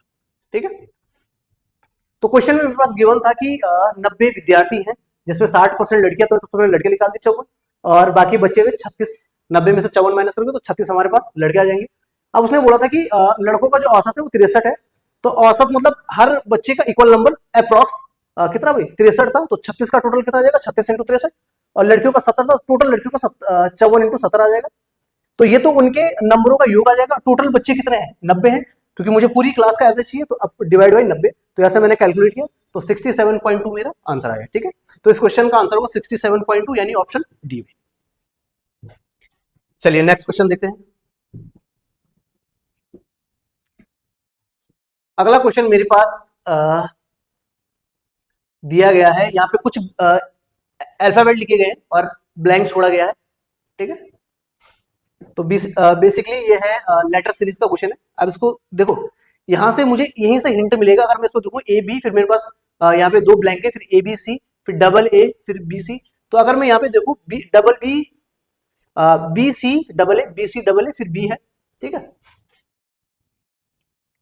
तो अगर मैं यहाँ पे ए बी सी भरता हूं, तो यहाँ पे डबल ए बी सी, फिर double A double B C, फिर double A double B double C. ठीक है, तो जो मेरा पैटर्न बना वो तो एक पहली बार ए बी सी यानी कोई कॉमन नहीं है, फिर अगली बार ए 2 बार रिपीट है ए बी सी, फिर अगली बार बी भी 2 बार रिपीट है, और फिर फाइनल बार double A double B double C. ठीक है, तो सबसे पहले ए बी सी, फिर डबल ए बी सी, फिर double A double B C, फिर double A double B double C. ठीक है, तो जो मेरा आंसर होगा C A double B C, C A double B C, option B मेरा आंसर होगा। ठीक है, पैटर्न मैंने आपको समझा दिया, पहले ए बी सी, फिर डबल ए बी सी, फिर double A double B C, फिर double A double B double C. ठीक है, तो ऑप्शन सी, ऑप्शन बी मेरा आंसर होगा। ठीक है, चलिए नेक्स्ट क्वेश्चन देखते हैं। अगला क्वेश्चन बोला है, एक बच्चा 8 अगस्त 1978 को पैदा हुआ, उस दिन मंगलवार था, तो 1986 में उसका जन्मदिन किस दिन को होगा। ठीक है, तो देखो जो मेरे पास क्वेश्चन दिया है वो है 8 अगस्त 1978, इस दिन था मंगलवार। ठीक है, तो मुझे निकालना है 8 अगस्त, क्योंकि बर्थडे तो उसका सेम ही होगा, सेम डेट पे 1986 को। ठीक है, अब मैं यहाँ पे ईयर के पेयर बनाऊंगा, यानी साल के पेयर बनाऊंगा, और कहां तक 1986 तक जाऊंगा। ठीक है, अब आपको पता होगा अगर साल हमारा अगर नॉर्मल होता है तो एक ही दिन एक्स्ट्रा होता है, और अगर साल हमारा लीप ईयर तो 2 दिन बढ़ते हैं। ठीक है, तो अगर मैं 78 से देखूं तो पहले मेरे पास 78 आ जाएगा, फिर 79, 80, 81, 82, 83, 84, 85 और 86। ठीक है, अब देखो 78 का तो फरवरी गया, यानी 79 का फरवरी आएगा, एक 80 का फरवरी आएगा, तो 80 लीप ईयर है, यानी फरवरी 29 का जाएगा, तो यहाँ 2 दिन एक्स्ट्रा होंगे। 81 का एक आएगा, 82 का एक, 83 का एक, 84 का फरवरी आएगा, तो यहाँ पे 2 दिन होंगे, फिर 85 का एक और 86 का एक। तो अगर मैं देखूं 1 3 4 5 6 2 8 और 2 10, यानी टोटल मेरे पास जो ऑड डे होंगे यानी फालतू दिन होंगे वो 10 होंगे। इसको मैं 7 से डिवाइड करता हूं, तो मेरे पास फाइनली जो 3 ऑड डे बचेंगे, यानी मंगलवार में मैं 3 दिन और ऐड कर दूं तो 1986 को वही दिन निकलेगा। तो मंगल के बाद बुध बृहस्पति शुक्र, यानी 1986 को कौन सा दिन होगा, शुक्रवार। ठीक है, तो ऑप्शन डी मेरा आंसर होगा शुक्रवार। ठीक है, तो इस वाले क्वेश्चन में मैंने क्या किया, 78 से 86 पेयर बना के किया। जो साल नॉर्मल होगा उसमें एक दिन एक्स्ट्रा होंगे, और जो साल हमारे लीवर होंगे उसमें हमारे 2 दिन एक्स्ट्रा होंगे। ठीक है, तो टोटल 10 दिन फालतू निकलते हैं। इसको आप 7 से डिवाइड करोगे तो फाइनली मेरे पास 3 दिन बचेंगे, यानी 10 दिन का मतलब होता है 1 हफ्ता और 3 दिन, तो 3 दिन फालतू बचे, तो मंगलवार में 3 दिन और ऐड कर दो तो उस दिन आ जाएगा शुक्रवार। ठीक है, चलिए नेक्स्ट क्वेश्चन देखते हैं। अगला एजेस का क्वेश्चन दिया है, बोला है पिता की वर्तमान आयु अपने पुत्र की आयु के 4 गुना है। यदि 5 वर्ष पहले पिता की आयु पुत्र की आयु के 7 गुना थी तो पिता की वर्तमान आयु बतानी है। ठीक है, तो यहाँ पे मैंने पुत्र की आयु मैंने मान ली कि पुत्र की आयु अगर x थी तो पिता कितने हो जाएंगे, क्योंकि कितना हुई 4 गुना है तो पिता 4x हो जाएगा। अब उसने बोला 5 साल पहले, तो 5 साल पहले बेटे की भी आयु 5 साल कम होगी और पिता की भी आयु 5 साल कम होगी, तो मैंने दोनों में 5 5 माइनस कर दिया, तो x माइनस फाइव पुत्र की आयु, 4x माइनस फाइव पिता की आयु। तो उसने बोला कि 5 साल पहले पिता की आयु पुत्र की आयु की 7 गुना थी, है ना। तो ये पिता की आयु 5 साल पहले 4x माइनस फाइव और बेटे की x माइनस फाइव, और क्योंकि ये पिता है और ये पुत्र, तो पिता 7 गुना, यानी बेटा अगर 1 होगा तो पिता कितना होंगे 7। यहां से क्रॉस मल्टीप्लाई कर दो, 4x माइनस फाइव और यहां से 5x सॉरी 7x और कितना 7 5 जो 35, ठीक है। तो यहां से ये 4x इधर चला जाएगा, तो 7x में 4x माइनस करो 3x, और 30 में से 35 में से 5 माइनस करो 30 आ जाएगा। तो x बराबर कितना आ जाएगा 30/3, यानी कितना भाई 10, ठीक है। तो x मेरा 10 आ जाएगा। अब उसने बोला पिता की आयु बताओ, तो पिता की आयु कितनी है, तो पिता जो है वो है 4 × 10 यानी कितना भाई 40। तो ऑप्शन सी मेरा आंसर होगा, ठीक है। तो क्वेश्चन में गिवन था कि जो पिता की आयु है पुत्र की आयु की 4 गुना, ये वर्तमान की बात की गई है, और बोला 5 साल पहले, तो बेटा भी 5 साल कम होगा, पिता भी 5 साल कम होगा, पिता जो है पुत्र से 7 गुना होंगे, तो बेटा अगर 1 होगा तो पापा कितने होंगे 7 होंगे। यहाँ से क्रॉस मल्टीप्लाई कर दो, तो यहाँ से पिता की आयु आ जाएगी कितने 40, ठीक है। ऑप्शन सी मेरा आंसर होगा। चलिए नेक्स्ट क्वेश्चन देखते हैं। अगला क्वेश्चन मेरे पास दिया है, एबीसी 3 धनात्मक संख्याएं इस प्रकार है कि ए बी का 70% है, बी सी का 40% है, यदि तीनों संख्याओं का योगफल 336 है, तो बी और सी का योगफल का 15% ज्ञात करो। अब देखो इसने क्या बोला है, ए बी सी है 3 संख्याएं, तो पहले मेरे पास ए और बी बोला है, तो बोला है ए बी का 70%, तो बी को मैं अगर 100% मानूं, अगर मैं 100 मानूं तो कितना आ जाएगा 70, 0 से 0 काट लो, तो ये 7 और कितना आ जाएगा 10, ये 7 और 10 के अनुपात में आ जाएगा ए और बी। उसके बाद इसने बोला बी और सी, तो बोला है बी जो है वो सी का 40% है, सी को अगर मैं 100 मान लूं तो ये कितना आ जाएगा 40, क्योंकि 100 का 40% कितना होता है 40 होता है। इसको छोटा कर दो तो 20 दूना 40, 20 पंजे 100। अब देखो यहाँ पे ए बी एक रेशियो और बी सी एक रेशियो, इसको मैं कॉमन कर लेता हूँ। कॉमन करने का जो तरीका होता है ए बी सी 7 यहाँ पे 10, और यहाँ पे देखो अगली लाइन छोड़ के यहाँ पे 2 × 5, ठीक है। अब देखो बी एक बार 10 है एक बार 2 है, दोनों को मुझे कॉमन करना होता है, तो इसमें मैं 5 के मल्टीप्लाई कर दूं तो ये भी 10 ये भी 10। अब मैंने क्योंकि इसमें 5 के मल्टीप्लाई करी, इसमें 5 के करूंगा, तो ये आ जाएगा 7, ये आ जाएगा 10 और ये आ जाएगा कितना भाई 25, ठीक है। तो ए आ जाएगा 7x, बी आ जाएगा 10x, सी आ जाएगा 25x। अब ये सिंगल फैमिली में आ गई, पहले ये अलग अलग थे, ए और ए बी अलग था, बी सी अलग था, अब मैं इसको सिंगल उसमें लिया रिलेशन में। अब उसने बोला ए बी सी का योग है 336, यानी ए प्लस बी प्लस सी बराबर कितना भाई 336, तो कितना भाई 7x plus 10x plus 25x बराबर 336, तो कितना 7 10 17 और 25 कितना 42x, 42x बराबर 336, तो x बराबर आ जाएगा 336/42, 8 दूनी 16 और 8 चौको 32 और 33, x बराबर 8 आ जाएगा, ठीक है। अब मुझे b और c के योग का 15% चाहिए, तो b कितना है मेरे पास, b है मेरे पास 10x प्लस c है मेरे पास 25x, है ना। तो कितना टोटल आ जाएगा 35 और x की जगह रख दूं मैं 8, तो 35 × 8 ये तो आ जाएगा मेरे पास b प्लस c। अब मुझे इसका भी 15% चाहिए, तो इंटू कितना भाई 15/20, ठीक है 15/100, तो 35 × 8 × 15/100, तो इसको मैं 5 से काटू, 5 × 5 सॉरी 5 × 15 और 20 पंजे 100, 5 चौको 20, 5 7 35 और 4 दूनी 8, तो 7 × 2 × 3 यानी 7 दूनी 14 3 42, तो बी और सी के योग का 15% कितना आ जाएगा 42, ऑप्शन सी मेरा आंसर होगा, ठीक है।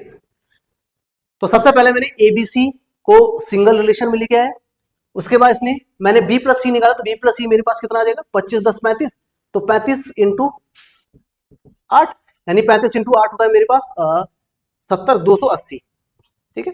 और 280 का मुझे 15% चाहिए, तो 280 का अगर मैं 15% निकालू 15/100, एक 0 से एक 0 काट लो, 5 × 15 5 दूनी 10 और ये 2 से मैं 14 बार काट लू, तो 14 × 3 कितना भाई 42, ऑप्शन सी मेरा आंसर होगा, ठीक है। चलिए नेक्स्ट क्वेश्चन देखते हैं। अगला क्वेश्चन मेरे पास सिलॉक्स का दिया है, तो क्वेश्चन बोला है कुछ चाबियां ताले हैं, तो कुछ चाबियां ताले हैं, ठीक है।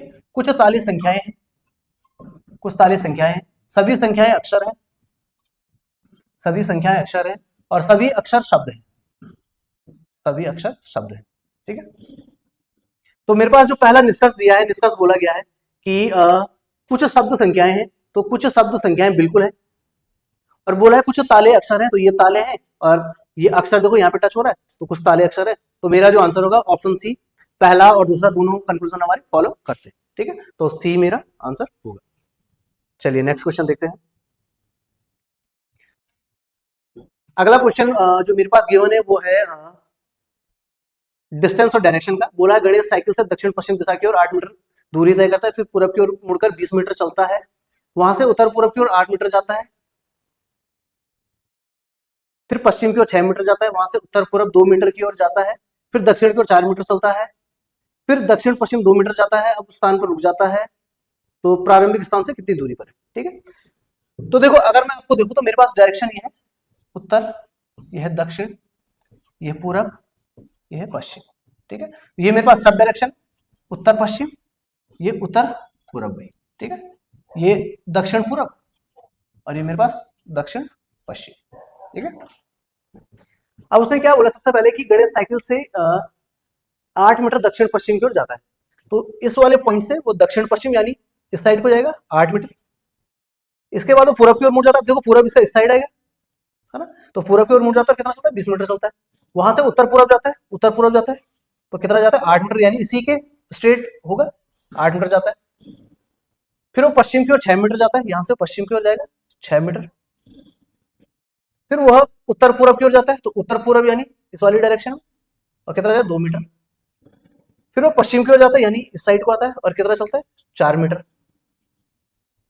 और फिर वो दक्षिण पश्चिम यानी दक्षिण पश्चिम नीचे की ओर आएगा, और कितना चलेगा 2 मीटर,